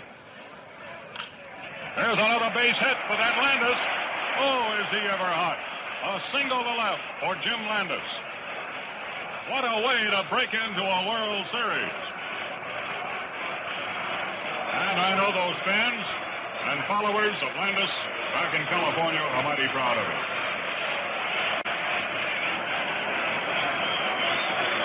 Big boy Ted Kluszewski. What an imposing sight he is. He always cuts his shirt sleeve off high up on the shoulder and exposes those huge biceps. He has a single and a home run to right. 3 runs batted across. Rookie Churn goes over to first base. Landis back.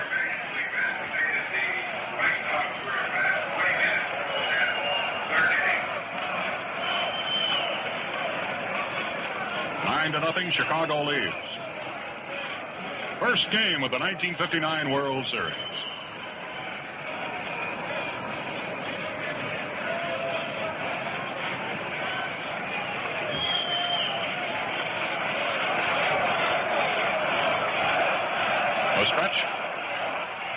Clu takes a sweep and fouls this one out of play. 1-1.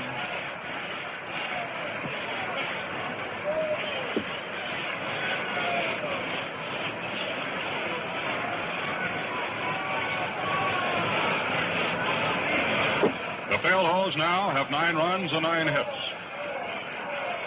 Once again, you can hear them cheering for Landis. They want him to steal.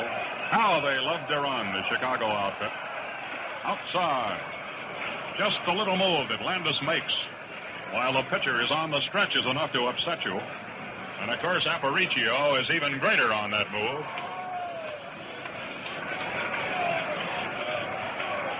Right-hander Clem Labine now tuning up in the bullpen. Outside. 2-1.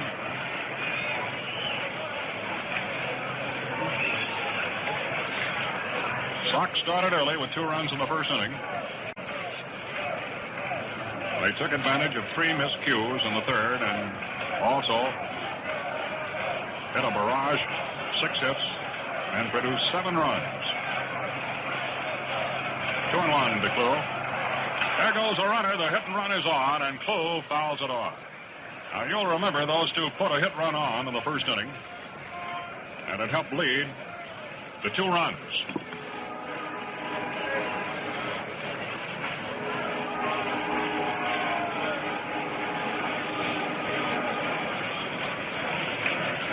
Hodges has called for time.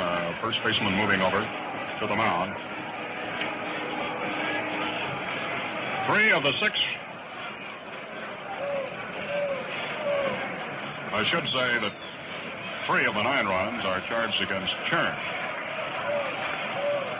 Craig was a starter. Keeps an eye on Landis. Fires the ball back to first base. He's safe. 2 balls, 2 strikes.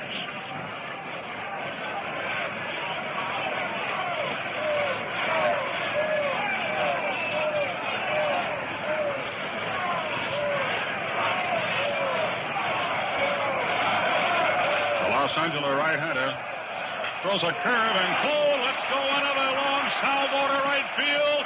It's a home run into the upper deck.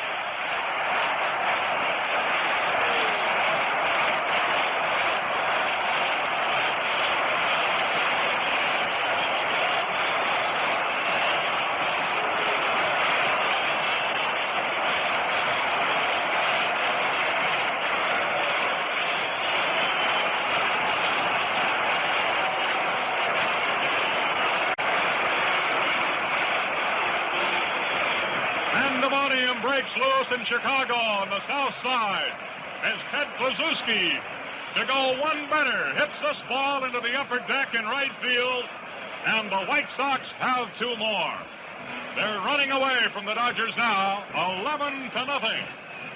2 home runs for Kluszewski in 2 consecutive times at bat. Kluszewski has 3 for 3 in this game, and that might be the curtain for young Chuck Chern. 2 runs on 2 hits. You know, the White Sox were never noted for their home run hitting during the season, but they're really showing us home run power today. Offered up by Mr. Ted Theodore Kluszewski. We're waiting for another pitcher. We pause now, 30 seconds for station identification. WGY, WGFM Schenectady. World Series time, party time, or any time, your thirst demands bright, refreshing satisfaction. Treat yourself to genuine Saratoga Vichy. Enjoy its extra dry flavor and sparkling tang now. Saratoga Vichy. Yellow label. Saratoga Vichy. Yellow label. Saratoga Vichy.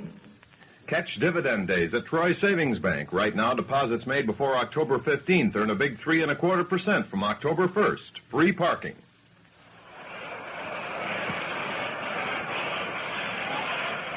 Right-hander Clem Labine is making that long, slow walk from the center field bullpen. Well, how about this Ted Kluszewski today, fans? He's hit 2 homers. He has 5 RBIs. And Chuck Chern is going to leave the game.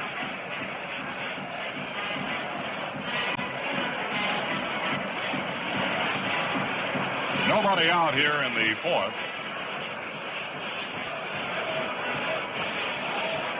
So Chern pitched 2/3 of an inning.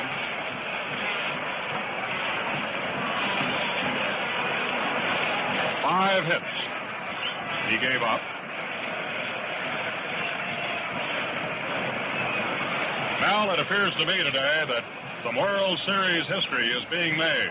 This is truly a tremendous ball club, at least through the early rounds of this first game, the White Sox. This is quite surprising in view of the fact that the White Sox have been a team known as a team that beats you with a base hit or a walk, a sacrifice, a stolen base, another base hit. And suddenly they have broken loose with tremendous power, so that it has been a complete reversal of form. And that's, of course, if I may be a little bit naive, is what makes it all so wonderful. You really don't know what's going to happen. Of course, records have been tied right and left. I don't know whether you want to bore the people all of the statistics. Most home runs in a game. The Babe hit 3. And, of course, been many who have hit 2. And, of course, this 2 in a row here. But we'll give them the statistics insofar as the records a little bit later. I believe, too, that Mel could tell you that the White Sox were practically last in their own league in home runs. I do believe they hit more home runs against Cleveland, though, than Cleveland hit against Chicago. But be that as it may, Kluszewski has really led the parade so far. Now, Clem Levine, the old curveballer, is up there working, and his opponent is now Sherm Luther, outside ball 1. The third Dodger pitcher has entered the ball game. Clem Levine, right-hander from Woonsocket, Rhode Island, has been considered over the years one of the top relievers in the game. Ball 2 is low. Now, catcher Lawler hit a sacrifice fly, which was good enough to get a run home in the first. And then he was safe on a 2-base error by Duke Snyder in the 3rd inning. 11-0, Chicago leads. Nobody on. Kluszewski took care of that. A fly ball to left. Wally Moon is giving way to Snyder, and Snyder stays with it for the out. It appears to me that Moon and Snyder are having a little difficulty with the wind that's coming off Lake Michigan today. And there are a few wind currents, and the tough sun field at this time of day is left field. 1 down.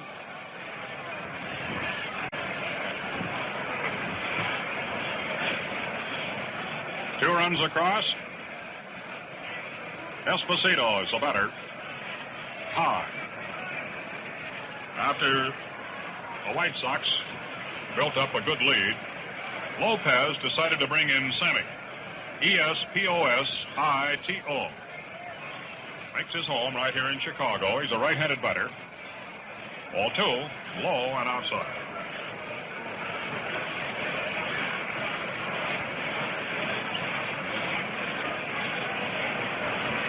(27-year-older)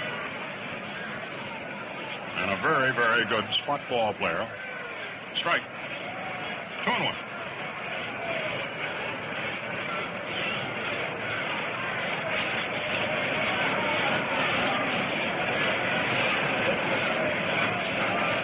Landis with a single, Kluszewski with a homer, accounting for 2 more here in the 4th. Strike. 2-2.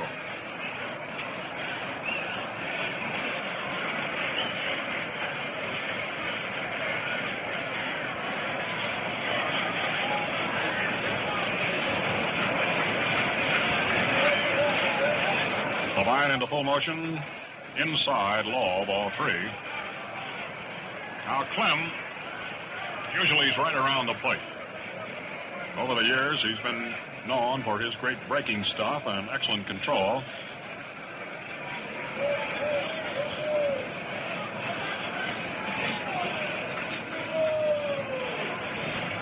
Charles Zarella delivers. Strike 3 call. Levine records a strikeout. 2 gone. That's all for Sammy Esposito. Outfielder Al Smith. He was out on strikes, but then he turned and got a double to left. He hit one over the head of Wally Moon. It ricocheted off of the concrete wall in left, and later scored the 8th Chicago run. Piling up an 11-0 lead. That's the story of the White Sox. A fly ball hit pretty deep to right center. Snyder and Locker coming together. Who wants it? Locker for the out. So, in the fourth inning, 2 runs on 2 hits, including a homer by Kluszewski, and nobody left on. And at the end of 4-4, it's the White Sox 11, Los Angeles Dodgers nothing.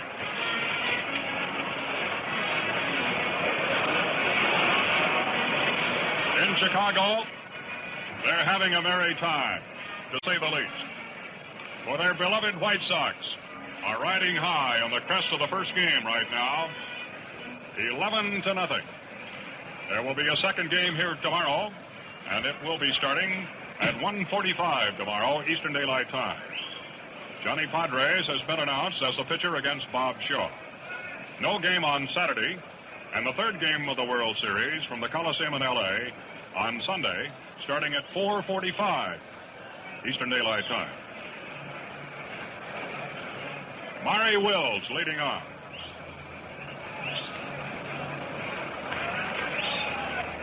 Right-hander Wynn has been a masterful pitcher out there. He's only allowed 3 hits. There's a little chop ball down to second base. Fox up over to Kluszewski, and Maury Wills, who can fly, is thrown out. 1 away.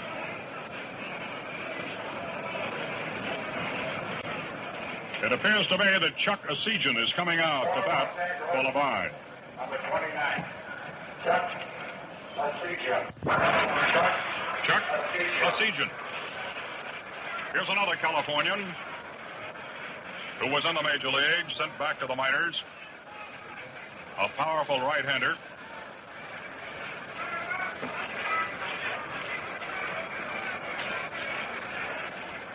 With the Dodgers, in approximately 2 months of play, he hit .247. A right-hander. Batting for Clem Levine. Wynn throws. Too high, ball 1.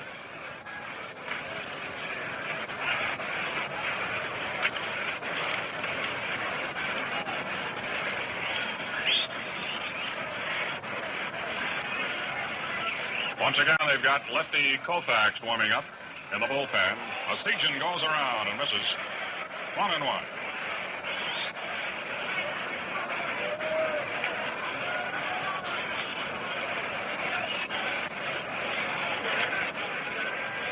One out. Top half of the 5th inning. Swinging. Strike 2. That's that famous early win butterfly pitch, better known as the knuckleball.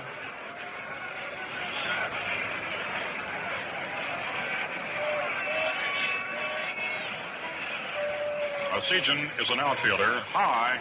2 balls, 2 strikes.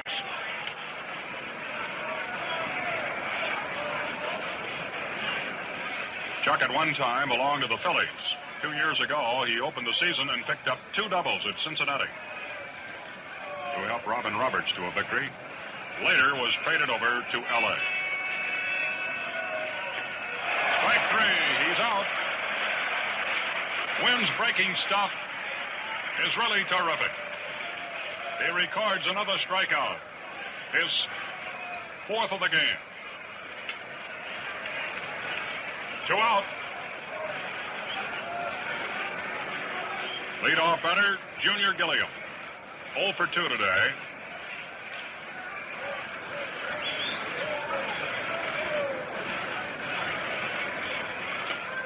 Strike.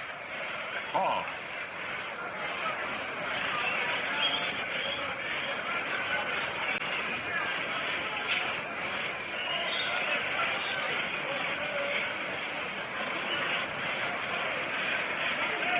Not a foul. He went for a changeup. Strike 2. The White Sox have 11 runs on 10 hits. They're playing errorless ball. The Dodgers, no runs, 3 hits. And they've committed 3 miscues. 2 out and nobody on. Low. Ball 1.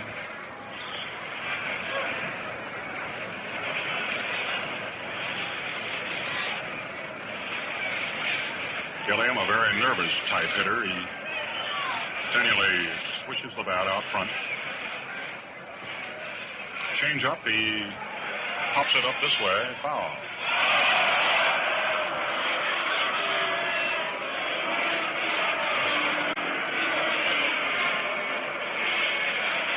Chicago picked up 2 runs in the first inning.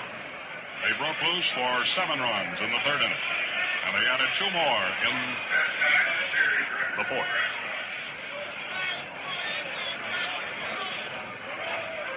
Strike 3 call. Wind's getting hotter as the ball game rolls. Another strikeout, number 5, and it's no runs, no hits, and nobody left on. Moving in to the last half of the 5th inning. Chicago 11, L.A. nothing. Well, here in Chicago today, it's cloudy and cool. Temperature 64. But hey, wasn't this summer a real scorcher? I'll tell you one thing, though. It sure made me appreciate the refreshing pickup that you get from clean shaving cream. Yes, and that reminds me, the Gillette Foamy is one of the top-selling instant lathers. It's fast and convenient. Just a press of the handy nozzle, and you have rich snow-white lather that holds a barrel of water against your beard. And full-bodied Foamy saves you money, for just a little bit goes a long, long way. Foamy also gives your skin the added protection of K34, an exclusive antiseptic that kills harmful bacteria while you shave. Gillette Foamy comes in 2 sizes, regular at 79 cents, or the new giant size containing almost twice as much leather for only 98 cents. And if you like, try Foamy with cool, soothing menthol leather. It's available in either size at a store near you.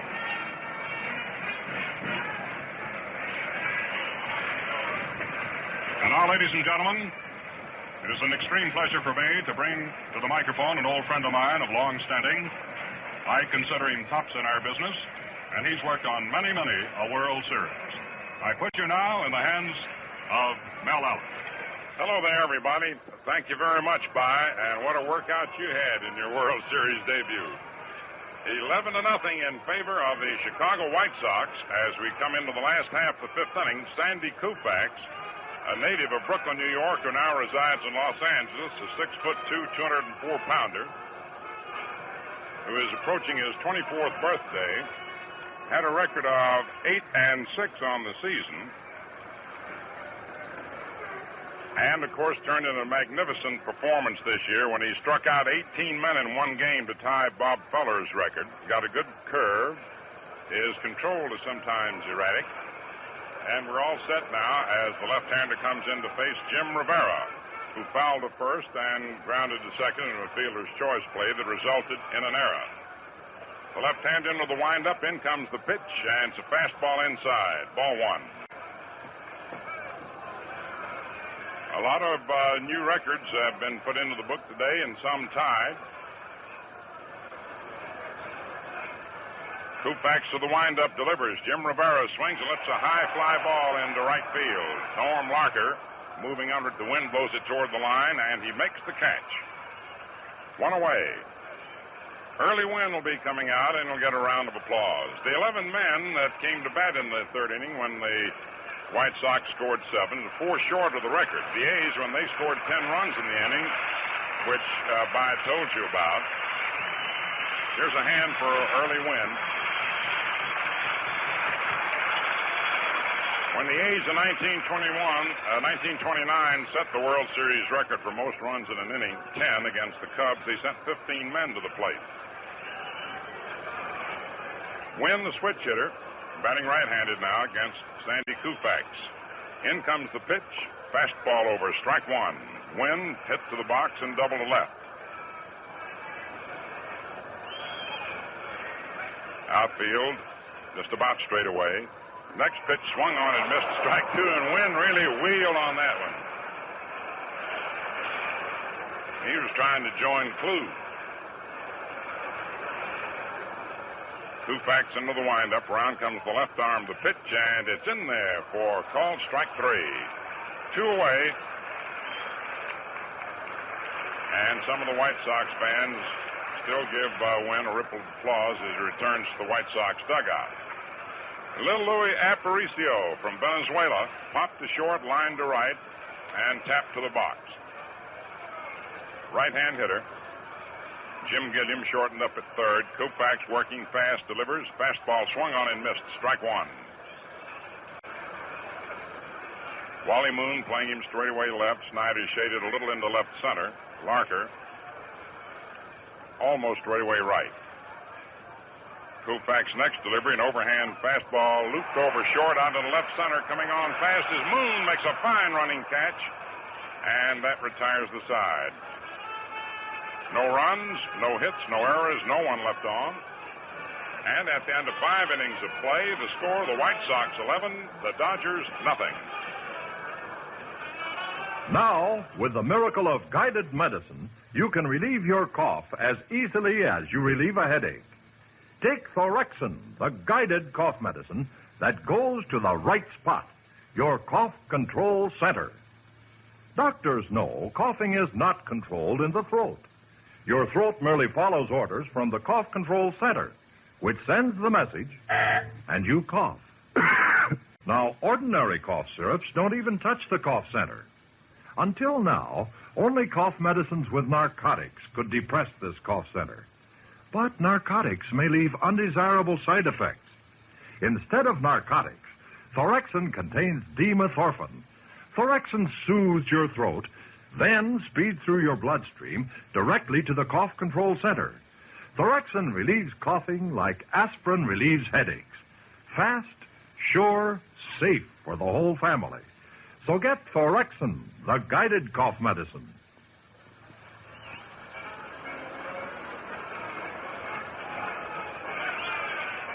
In the first half of the 6th inning, Charlie Neal hitting second in the order will be followed by Moon and Snyder. Neal beat out a roller to third in the first inning, grounded to short. Early win, breezing along into the windup. Around comes the right arm, in comes the pitch, swung on, lined into left field for a base hit. Al Smith up for the ball, whips his throw back in to Louis Aparicio.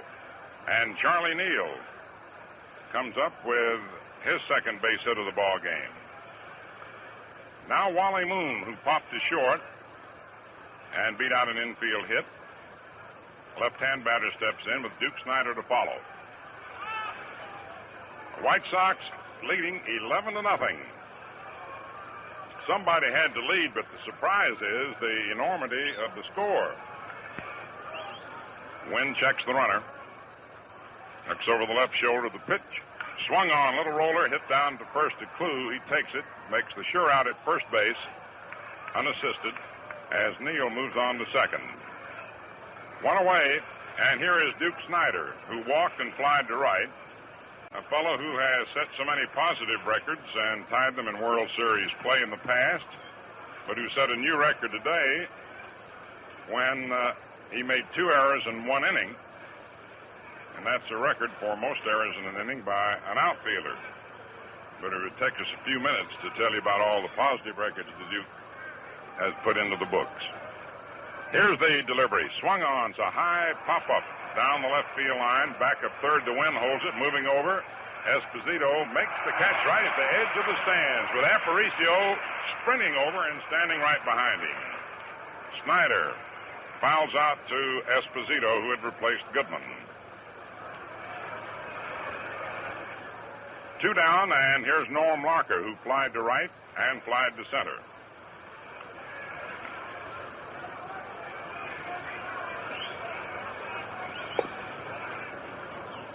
Left-hand batter.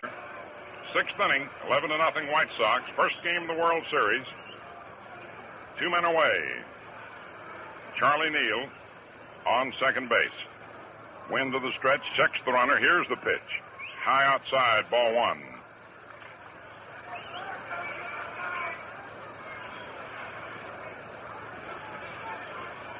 Outfield playing straight away. Wynn ready. In comes the delivery. It's in there for a strike, breaking pitch.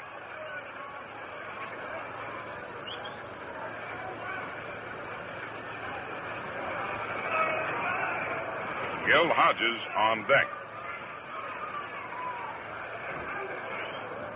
Wynn taking his time now. Neal on second, 2 away. First half of the 6th inning. Wynn steps off the rubber as Charlie Neal danced way off second base. Neither Aparicio nor Fox were trying to hold him close. Wynn again to the stretch. Look around. Still eyes the runner. Now the pitch. And it's high and away. A 2-1 count.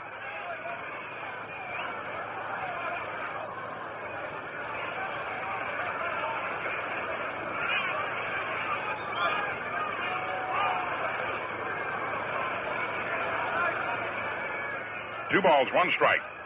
Neal leading away from second, unmolested. Wynn delivers. Swung on and missed. Good fastball. Strike 2, 2-2.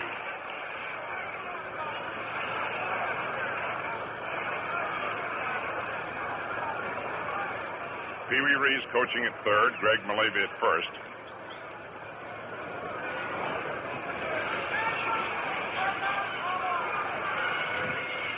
Two balls, 2 strikes. 2 outs. Neal leading away, and then time is asked for by Norm Larker, and he steps out. Now he moves back into hitting position. Wynn again to the stretch. Checks the runner. Here's the pitch. Swung on, a ground ball hit foul down the first base line. Count remains 2 balls and 2 strikes. Johnny Podres will be pitching for the Dodgers tomorrow. Bob Shaw for the White Sox. And then the series will move on after a day rest or an open date for traveling to the Los Angeles Coliseum.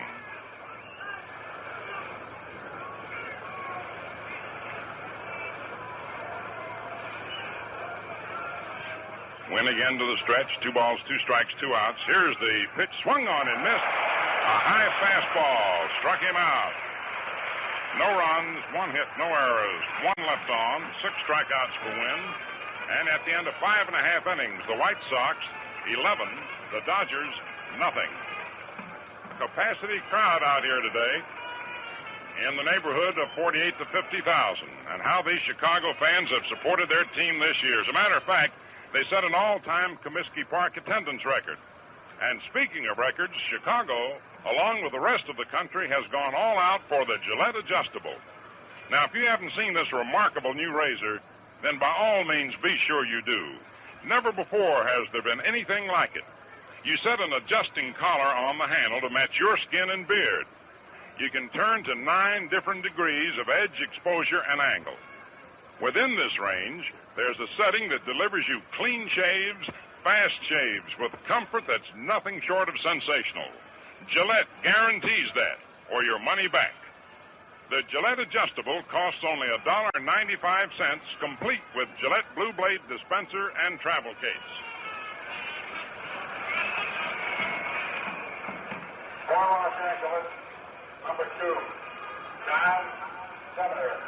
Now playing center. Don Demeter. In the last half of the 6th inning, Don Demeter has gone in to replace Duke Snyder in center field.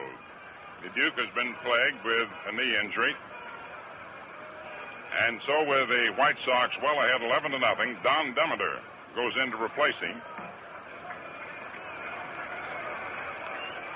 In the last of the 6th, Nelson Fox leads off for the White Sox. He walked, doubled, and grounded to short. The pitch swung on, fouled back upstairs onto the roof, strike 1. Sandy Koufax, the 4th Dodger pitcher, came on last inning and got the side out in 1-2-3 fashion.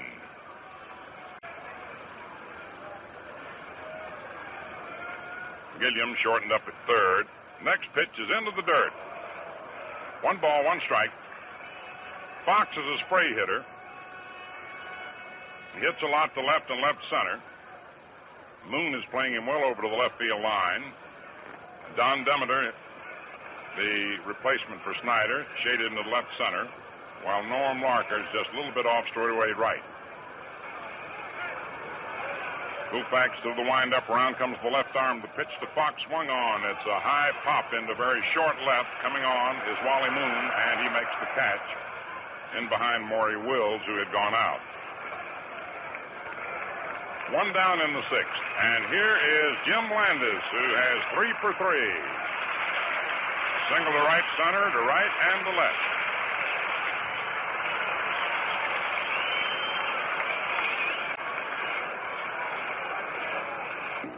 Here's the pitch. Swung on. A bouncer hits the short. Wills takes it on a big hop, throws on to Hodges, and Landis is out at first. 2 up and 2 down. And here is Kluszewski, and listen to the hand.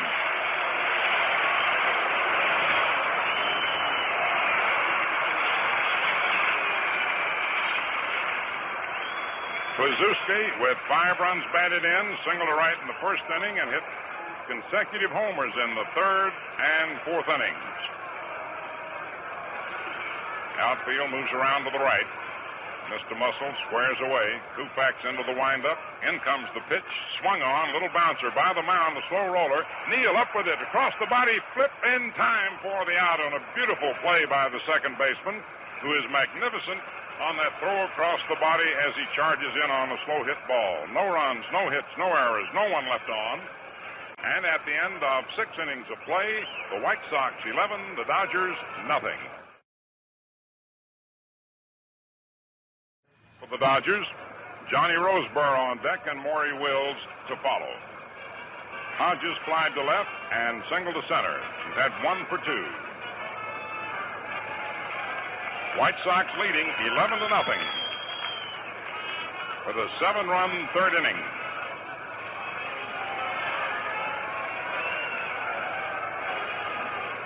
The outfield plays Hodges to pull. Shaded toward left and center and left, almost straightaway right.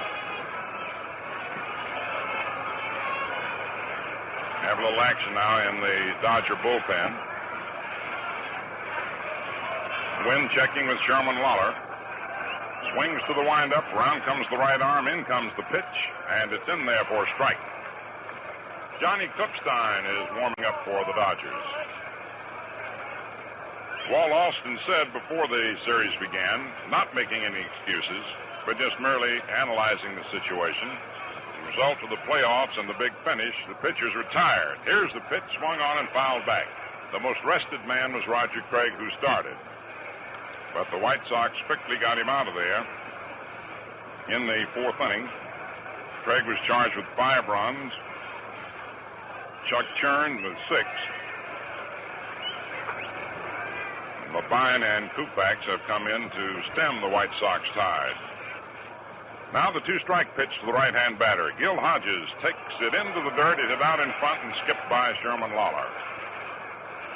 Early Wynn, who's a very amiable fellow, pleasant smile, when he's out on that mound is completely different. He's a stony-faced veteran. He stares you down, never gives in to a hitter. One of the greatest competitors in the game. Here's the delivery, and little tap. Hit to the mound on a check swing. Wynn up with it, flips to Kluszewski, and Hodges is retired. Now coming to bat, Johnny Roseboro, who popped to short and struck out. Early Wynn, who is a native of Hartford, Alabama, and lives in Nokomis, Florida now, 15th among the all-time winners among Major League pitchers. Delivers to the left-hand batter. Fastball in there for a strike. He moves that ball around. In and out, up and down. At 39, a magnificent pitcher still. The pitch swung on and fouled back out of play. No balls, 2 strikes.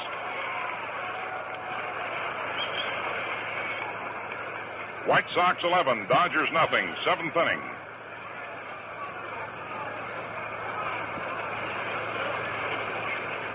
A 2-strike count. Wynn staying ahead of the hitters. Into the windup, around comes the right arm, the pitch, and it's a little high, 1-2.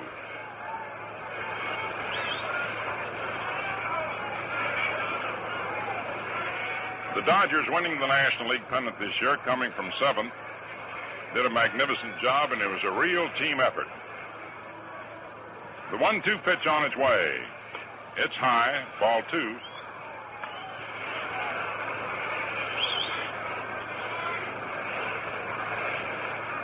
Johnny Roseboro at bat from Compton, California. Wind to the windup. In comes the 2-2 pitch. Swung on, grounded on the first base line.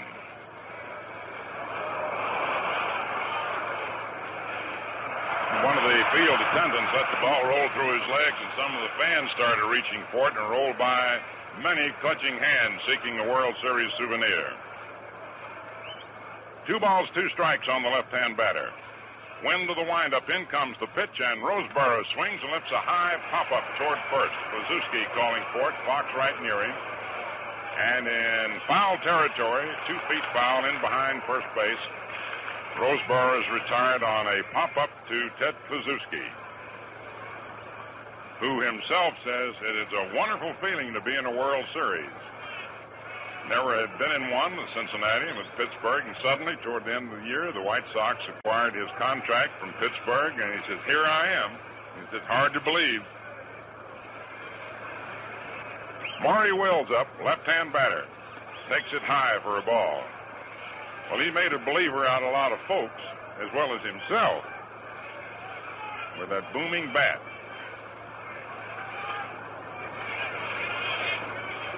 The 1-0 pitch on its way to Wills. Swings and fouls it back, out of play. 1-1 the count.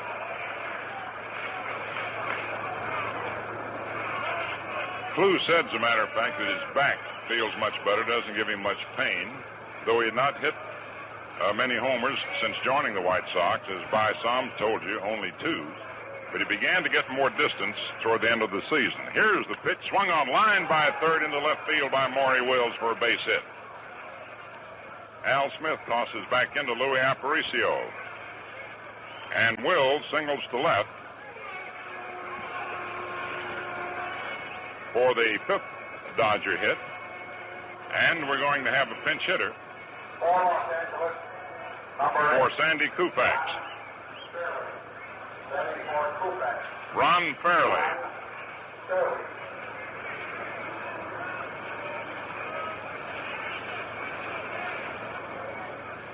Ron Fairley, 5'10", 175-pounder, born in Macon, Georgia, lives in Long Beach, California. Stocky left-hand hitter. Just 21 years old. From Southern California. The pitch is swung on. He hits a slow bouncer wide at first. Clu goes over, grabs it, flips to win, covering in time. And the side is retired. No runs, 1 hit, no errors, 1 left on. And at the end of 6.5 innings, the score is the White Sox 11, the Dodgers nothing. Easy as you tuned in this ball game, friends, you can dial just the kind of shave you want with a new Gillette 195 adjustable. That's right. On the handle of this razor is a micrometer dial with markings from 1 to 9. Yes, there are 9 different adjustments of edge, exposure, and angle. A turn to the left gives you less blade edge. Turn the dial to the right, and more blade edge is exposed. Men with light beards, heavy beards, tender skin, any combination in the book are guaranteed clean, long-lasting shaves. Comfort they may never have thought possible. That's a positive money-back guarantee. The Gillette adjustable razor, complete with the dispenser of Gillette Blue Blades and travel case, costs only $1.95.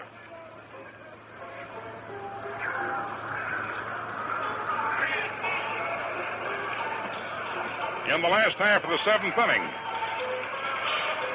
Johnny Kupstein comes in to pitch. White Sox fans, who of course predominate here today, are up for their 7th inning stretch. They waited 40 years for this World Series. Not all of them, of course, because some of them not 40 years old. But the last pennant the White Sox won was in 1919. They had, of course, won 3 pennants previously. And now Johnny Klipstein comes in to take over. Sandy Koufax, who came on in the fifth, worked 2 perfect innings, 3 up and 3 down in each inning. Sherman Lawler will be leading off for the White Sox in the last of the 7th. Sam Esposito on deck and Al Smith to follow. The White Sox won the first American League pennant in 1901, but there was no World Series. The first World Series was played in 1903. The White Sox won again in 1906 and beat the crosstown rivals, the Chicago Cubs, 4 out of 6. And then in 1917, when the White Sox next won, they beat the Giants 4 out of 6, but lost to Cincinnati in 1919, 5 out of 8. The Dodgers, on the other hand, have been in 9 World Series. This is the 10th. And they've only won 1 out of the 9 which they participated. Right-hander Johnny Klipstein, who had a record of 4-0 on the season, pitching to Sherman Lawler. The delivery, low outside for a ball. Klipstein only appeared in 28 games, mostly in relief, worked only 46 innings. Here's the pitch, swung on and fouled off out of play. A 1-1 count. The brilliant sunshine that prevailed when the first game of the World Series began has now given way to cloudy skies. And the temperature is dropping somewhat below the 64 that it was at noontime. Klipstein delivers to Lawler. Low and away. Ball 2, 2-1. Lawler hit a sacrifice fly to right center in the first inning. Was safe on an error by Snyder in the third on a fly ball to center, and he flied to center again in the fourth. Here's the pitch. Swung on and fouled off at the plate. White Sox 11, the Dodgers nothing. It's the last of the 7th. You know, it's an oddity if a team ever has to lose a game. They'd rather lose it 11-0. Not that this one is over, but they'd rather lose it this way than 3-2 or 1-0. Mel, I think you're absolutely right. And I'm just looking, I think the highest shutout total, this would tie a record, provided, of course, Early keeps going. Lawler swings at the next pitch, grounds it to third. Gilliam is left up with it over to first in time, and there's 1 away. Now Sam Esposito, who took over defensively in the 4th inning for Billy Goodman. A native of Chicago. Al Lopez trying to get a little more punch in his batting order. Starts Goodman. If he gets ahead, he puts Esposito in. The right-hand batter takes low outside for a ball. 1 ball, no strikes.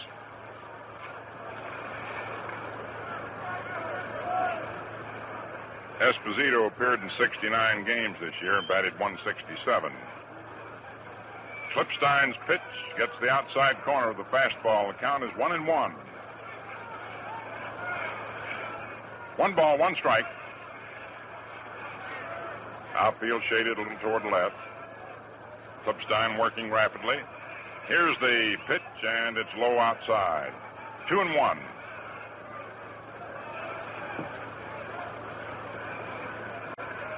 One away in the last of the 7th inning.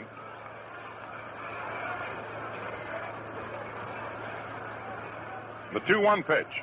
Swung on, fouled off, back to first, out of play up onto the pavilion roof.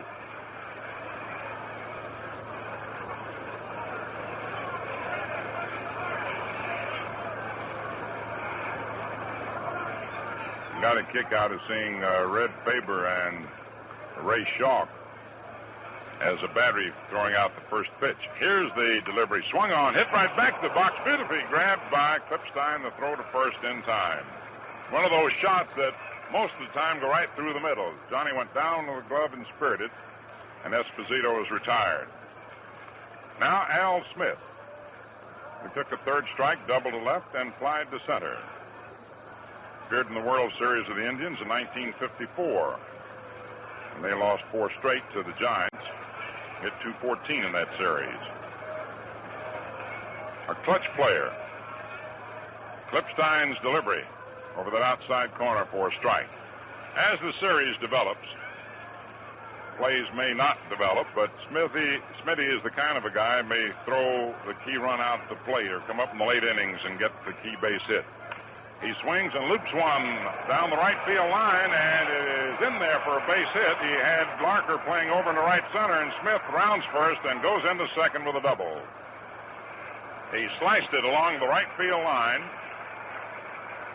and gets himself a double, his second double of the ball game.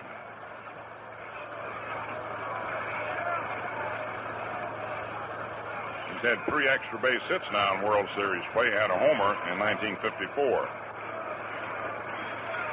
Jim Rivera fouled to first, grounded to second, and flied to right. He's got quite a hitch in his swing. Klipstein to the stretch and the pitch. Curveball line foul down the right field line, parallel with the right field line into the upper deck. 1 strike. In the pennant clinching game for the White Sox, Smith and Rivera hit back-to-back homers to break a 2-2 tie and give the White Sox a 4-2 win over Cleveland that clinched the pennant for them.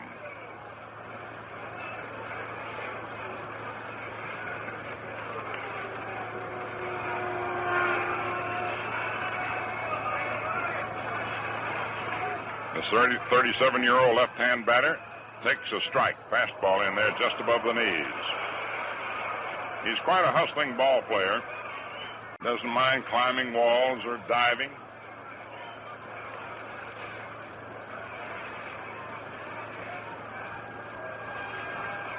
Two men out, Smith on second, and 2 strikes on Jim Rivera. The outfield shaded toward right. Johnny Klipstein ready. In comes the pitch. Fastball swung on and missed. Strike 3. He really powdered it fine. No runs, 1 hit, no errors, 1 left on. And at the end of 7 innings, the score is the White Sox 11, the Dodgers nothing. Now, with the miracle of guided medicine, you can relieve your cough as easily as you relieve a headache. Take Thorexin, the guided cough medicine that goes to the right spot, your cough control center. Doctors know coughing is not controlled in the throat. Your throat merely follows orders from the cough control center, which sends the message, and you cough. Now, ordinary cough syrups don't even touch the cough center. Until now, only cough medicines with narcotics could depress this cough center. But narcotics may leave undesirable side effects. Instead of narcotics, Thorexin contains dimethorphan. Thorexin soothes your throat, then speeds through your bloodstream directly to the cough control center. Thorexin relieves coughing like aspirin relieves headaches. Fast, sure, safe for the whole family. So get Thorexin, the guided cough medicine. The 7-inning totals, the White Sox, 11 runs, 11 hits, no errors. The Dodgers, no runs, 5 hits, and 3 errors. In the 8th inning, it's the top of the Dodger order. Jim Gilliam, Charlie Neal, and Wally Moon.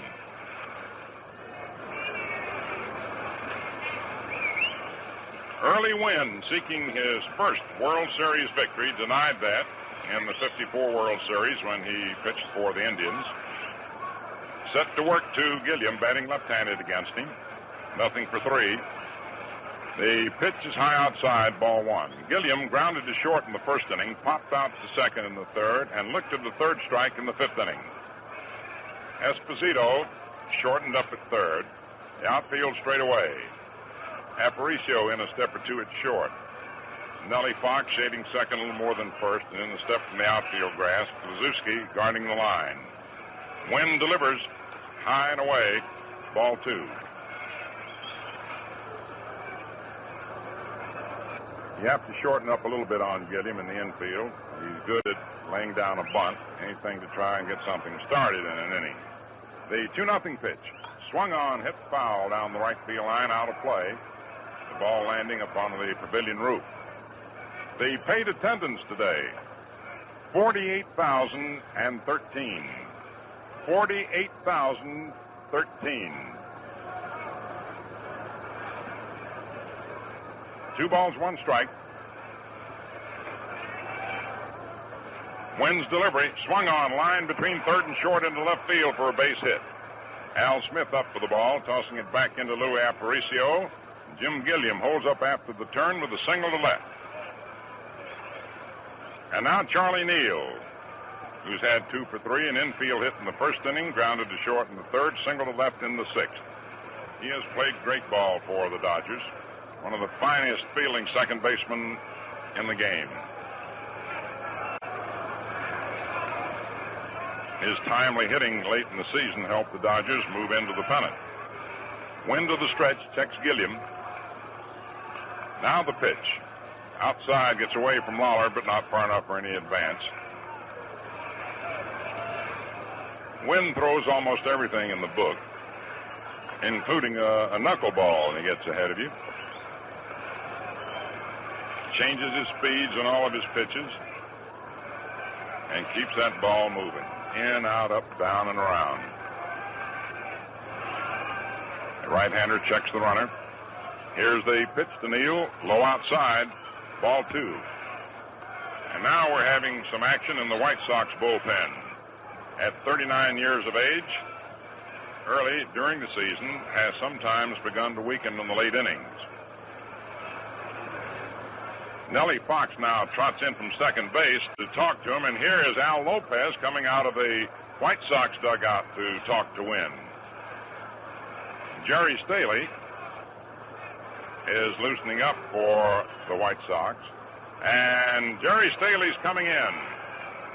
Apparently, Wynn either tired or may have sustained some type of injury. But you could see as he began to lose his control by, all of a sudden, his control was beautiful. And he gets a hand now as he leaves.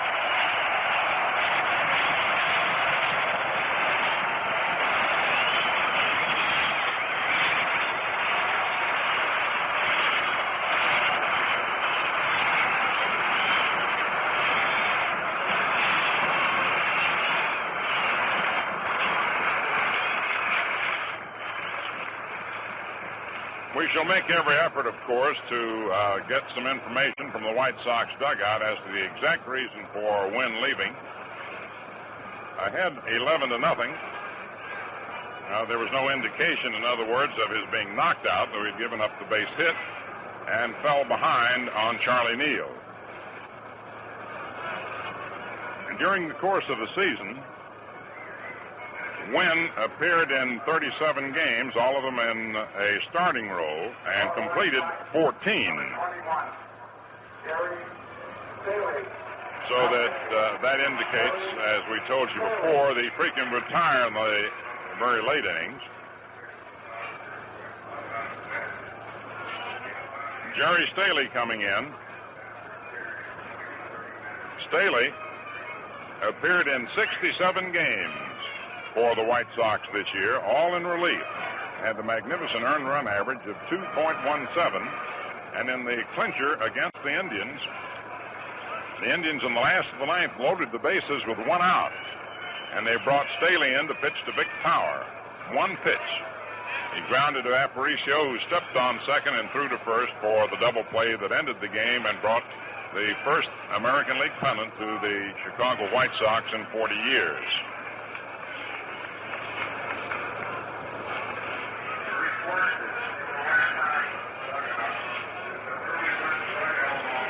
Staley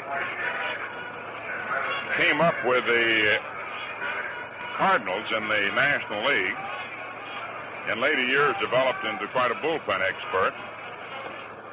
He moved on to the Yankees and came on to the White Sox on waivers in 1956. He has pretty good knuckleball, but his prime pitch in a clutch is a fine sinker that has enabled him to save many decisions for other staff members. His most successful season from a won-and-loss standpoint was with the Cardinals in 1951. He chalked up 19 victories and 18 in 1953. We've had word from the White Sox dugout that Early Wynn's right elbow began to stiffen up. And so Al Lopez, rather than risk, of course, any serious injury, and with this big lead, removes him in favor of Jerry Staley. Early Wynn then went 7 innings, plus nobody out in the 8th, allowing 6 hits, walked 1 and struck out 6.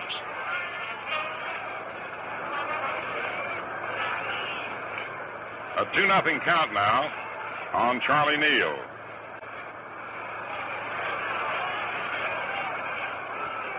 Gilliam leading away from first. Staley, a right-hander, delivers. It's in there for a strike.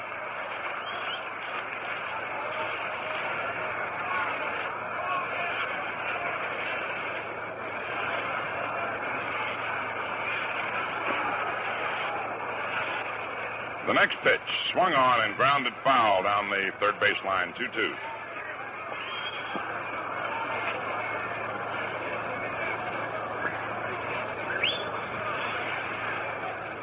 Should Neal walk, the walk would be charged to win with a count of 2-0 or 2-1 or 3-1 or 3-0.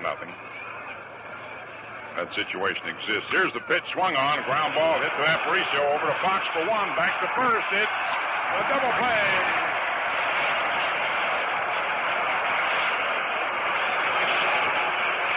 Boy, it was a close one at first base. Frank Dascoli of the National League up for the right hand. And that's been typical of Staley. Coming in with men on and throwing that sinker and getting the double play. Although Neal, with his speed, almost beat it. It was a very close play at first. Here's Wally Moon. Popped to short, had an infield hit and grounded to first. Left-hand batter takes a strike. 0-1. 11-0 White Sox, first half of the 8th. The delivery to Moon. Swung on, bounced to the box. An underhand toss to Clue, and Moon is retired. No runs, 1 hit, no errors, no one left on. And so the score at the end of 7.5 innings remains the White Sox 11, the Dodgers nothing. Here we go with a few more words about that new Gillette 195 adjustable razor. This is a shaving instrument you surely ought to know about. On the handle of the Gillette adjustable, there's a dial with numbers from 1 to 9. Each setting provides a different degree of edge exposure and angle. At the lower numbers, there's less blade edge. As you turn towards the higher numbers, more and more blade is exposed. Between 1 and 9, there's a stop that guarantees utmost shaving luxury. Clean shaves with a comfort every man wants. And it's sold on our money-back guarantee. We guarantee the finest shaves you've ever had. Refreshing shaves that keep you looking your best hour after hour. You'll find the new Gillette adjustable in trim travel case with a dispenser of Gillette Blue Blades at a nearby store. Only $1.95.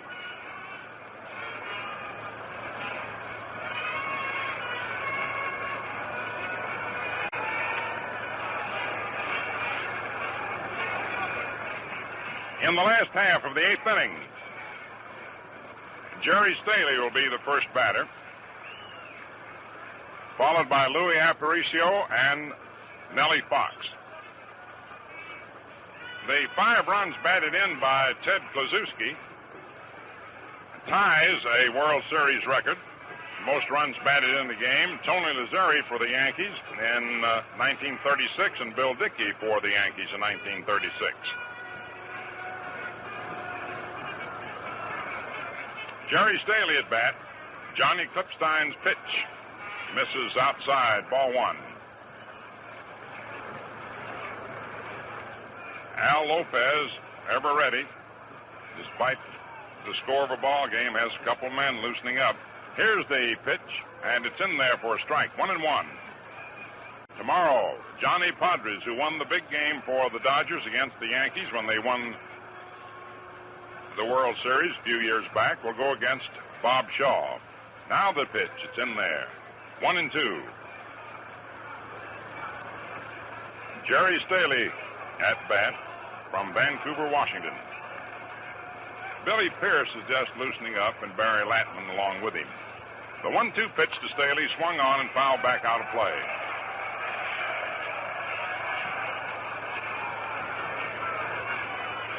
It is speculation on our part, but we think Pierce is simply loosening up for a future start. There was some thought that he might pitch here tomorrow and not in the Coliseum because of the left field, the shortness of the left field fence there. Next pitch is a curveball over for called strike 3. But on the other hand, Al Lopez figured he better go with a young man in case the series goes 6-7 games who might come back. Because in a short series, you got to go with those fellows who can come back with short rest. And Pierce has been having some arm trouble this year, though on any given day, he's one of the best in the business. Louis Aparicio, 0 for 4, right-hand hitter. Clipstein's pitch is over the outside corner for a called strike. Louis popped to short, line to right, hit to the box, and flied to left. Gilliam shortened up at third to protect against the bunting ability of this man. Aparicio swings, sends a slow roller out to second. Charlie Neal up with it, flips on to Hodges, and Aparicio is retired.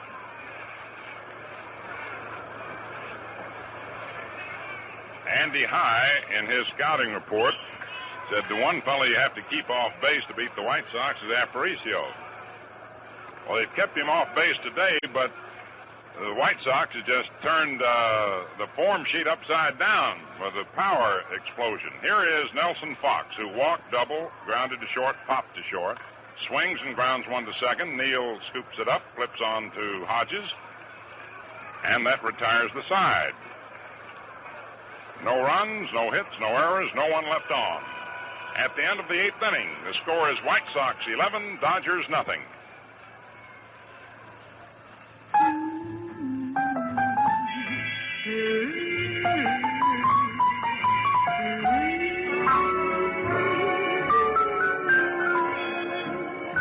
Just twist that dial, and you're all set with the adjustable razor by Gillette. The shave so easy, fast and clean. To try it and see what I mean.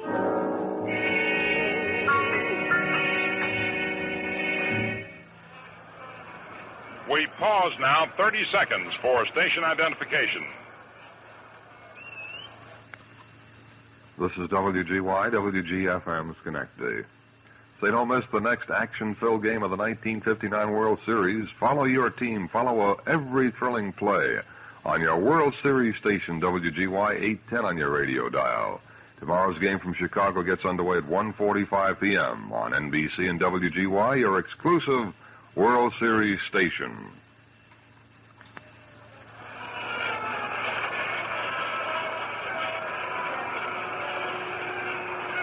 First half of the 9th inning. The White Sox 11, the Dodgers nothing. Back in 1934, Dizzy Dean shut out the Detroit Tigers in the World Series 11-0. And so far, this ties then the World Series record for the largest shutout in series play. Jerry Staley pitching to Don Demeter, right-hand batter, takes it inside. Demeter had replaced Snyder last inning. Demeter, tall right-hand hitter, batted .256 on the season. Jerry Staley's pitch is a breaking pitch outside the count. 2 balls, no strikes.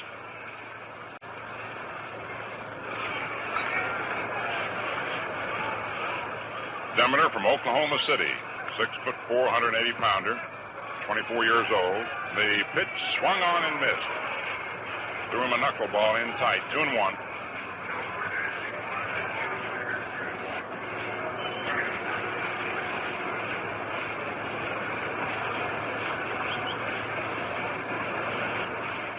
The 2-1 delivery gets the outside corner breaking pitch. 2 balls, 2 strikes. Norm Larker on deck and Gil Hodges to follow. First of the ninth, first game of the World Series. The veteran Jerry Staley delivers. Swung on and missed. Strike 3. 1 down in the ninth.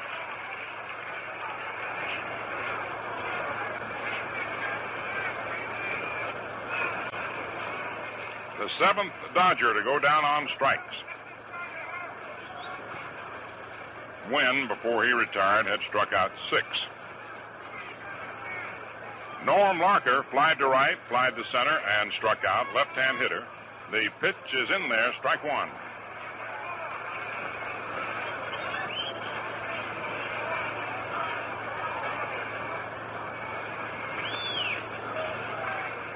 Norm Larker, native of Beaver Meadows, Pennsylvania, now resides in Mobile, Alabama.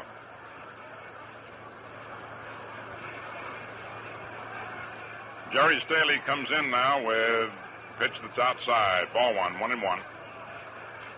A 7-run explosion in the 3rd inning for your late tuners in. Put it away for the White Sox. With Big Ted Kluszewski getting 2 consecutive homers in this game. Staley's delivery. Swung on, line foul down the right field line, out of play. In fact, for those of you who are just on your way home, or might have just gotten home, or just had a chance to tune in, the White Sox got 2 in the first, 7 in the 3rd, and 2 in the 4th. The 1-2 pitch. Swung on, looped over short into left center, and it's in there for a base hit.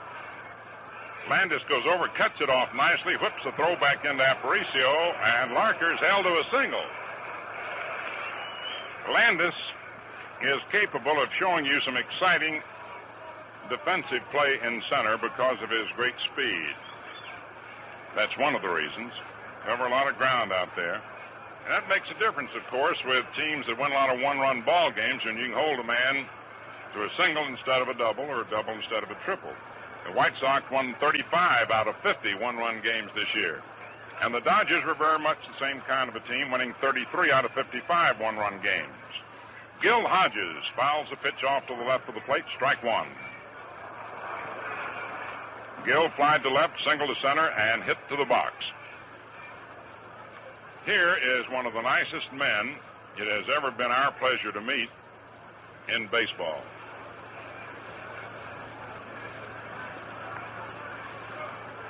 Staley delivers to Gil. Hodges swings and grounds it by off the glove of Esposito. He can't make a play. It's a base hit. Moving on to second is Norm Larker. Esposito made a fine play, even getting a glove on it. The ball spun away from him. Aparicio going the other way was too far by him to even take the deflection. And Hodges is credited with a base hit. Runners on first and second, 1 out. And here's Johnny Roseboro. Popped to short, struck out, and fouled out to first.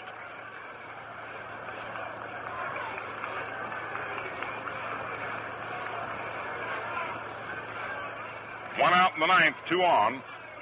Jerry Staley delivers. Swung on and missed. Strike 1.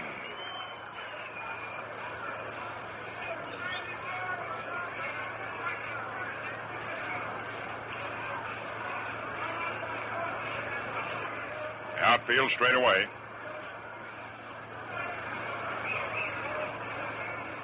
Staley's next pitch, outside, ball 1, 1-1.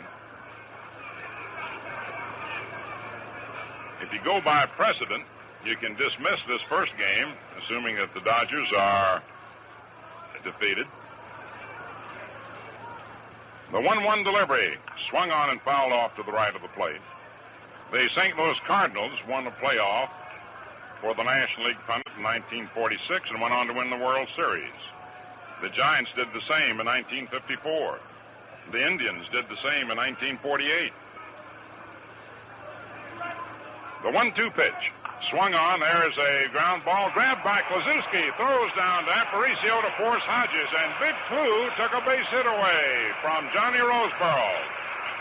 As he broke to his right, being a left-handed thrower, reached out with the right hand, the gloved hand, and speared the ball when it appeared as if it would be a base hit to right.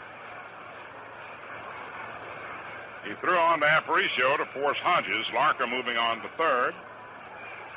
And Carl Furillo, a hero of many a Dodger win in regular season and World Series play, is coming up to hit for Maury Wills. Carl Furillo, appearing in his 37th World Series game.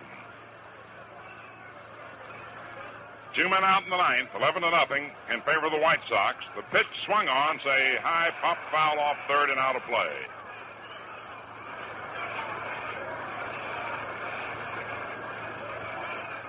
Furillo hit .290 on the season, appeared in only 50 games.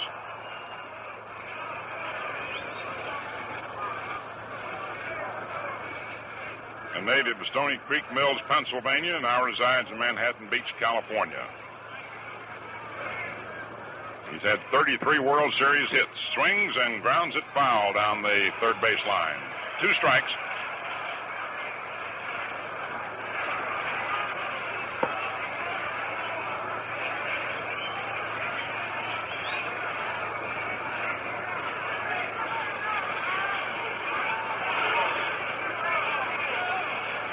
Clark on third, Roseboro on first, 2 outs in the ninth, 11-0 Chicago.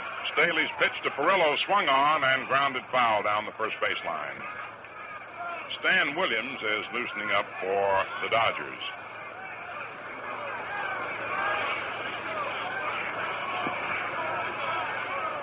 The second game of the World Series at Comiskey Park tomorrow. An open date Saturday, and the series resumes in Los Angeles on Sunday. Larker leads off third, Roseboro off first, and the pitch to Furillo is inside,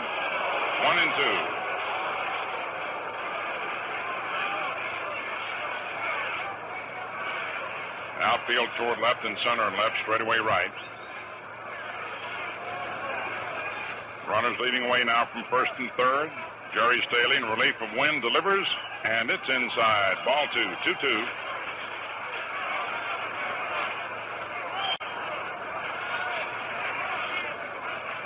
Two balls, 2 strikes, 2 outs, 2 on. First of the ninth. Staley to the stretch. Runners lead away from first and third. The pitch to Furillo. Swung on. It's a high fly ball out into left field. Al Smith moving under it. Makes the catch, and the first game of the World Series is history. And the White Sox win it 11-0. No runs, 2 hits, no errors, and 2 men left on. With Jerry Staley coming on to finish up for Early Wynn, relieving him in the 8th inning when Early Wynn's right elbow stiffened up. And while we have learned to expect anything, any day, in any sports event, we were surprised today with a sudden power unleashed by the White Sox. And the final score, Chicago, 11 runs, 11 hits, no errors. The Dodgers, no runs, 8 hits, and 3 errors. In just a moment, we'll review the highlights of today's game for you. The White Sox get off to a running start with 11 runs, 11 hits, no errors, and 3 left on. The losing Dodgers, no runs, 8 hits. They committed 3 errors, all of them in 1 inning, 8 left on. Early Wynn goes 7 innings to become the winner. And while this is a shutout, it does not go as an individual shutout to Wynn, for he needed help, and Staley came on. I understand the stiffening of the right shoulder and elbow was only a precautionary thing, and Lopez didn't want to take any chances with the wind blowing off Lake Michigan. So Early Wynn is the winner. It's the first time he's ever won a World Series game. He lost one, you'll remember, to the Giants in the 1954 Classic. Roger Craig is the defeated pitcher today. He formerly had a victory and a loss in World Series competition against the Yankees. He was driven out in the 3rd inning. The White Sox, you could see, were off and running in the very first inning. A walk to Fox, a single on a hit and run with Kluszewski, and a sacrifice fly by Schermlatter gave them 2. But they exploded in the 3rd inning to score 7 times. And in that inning, the Dodgers threw in 3 errors to help things along.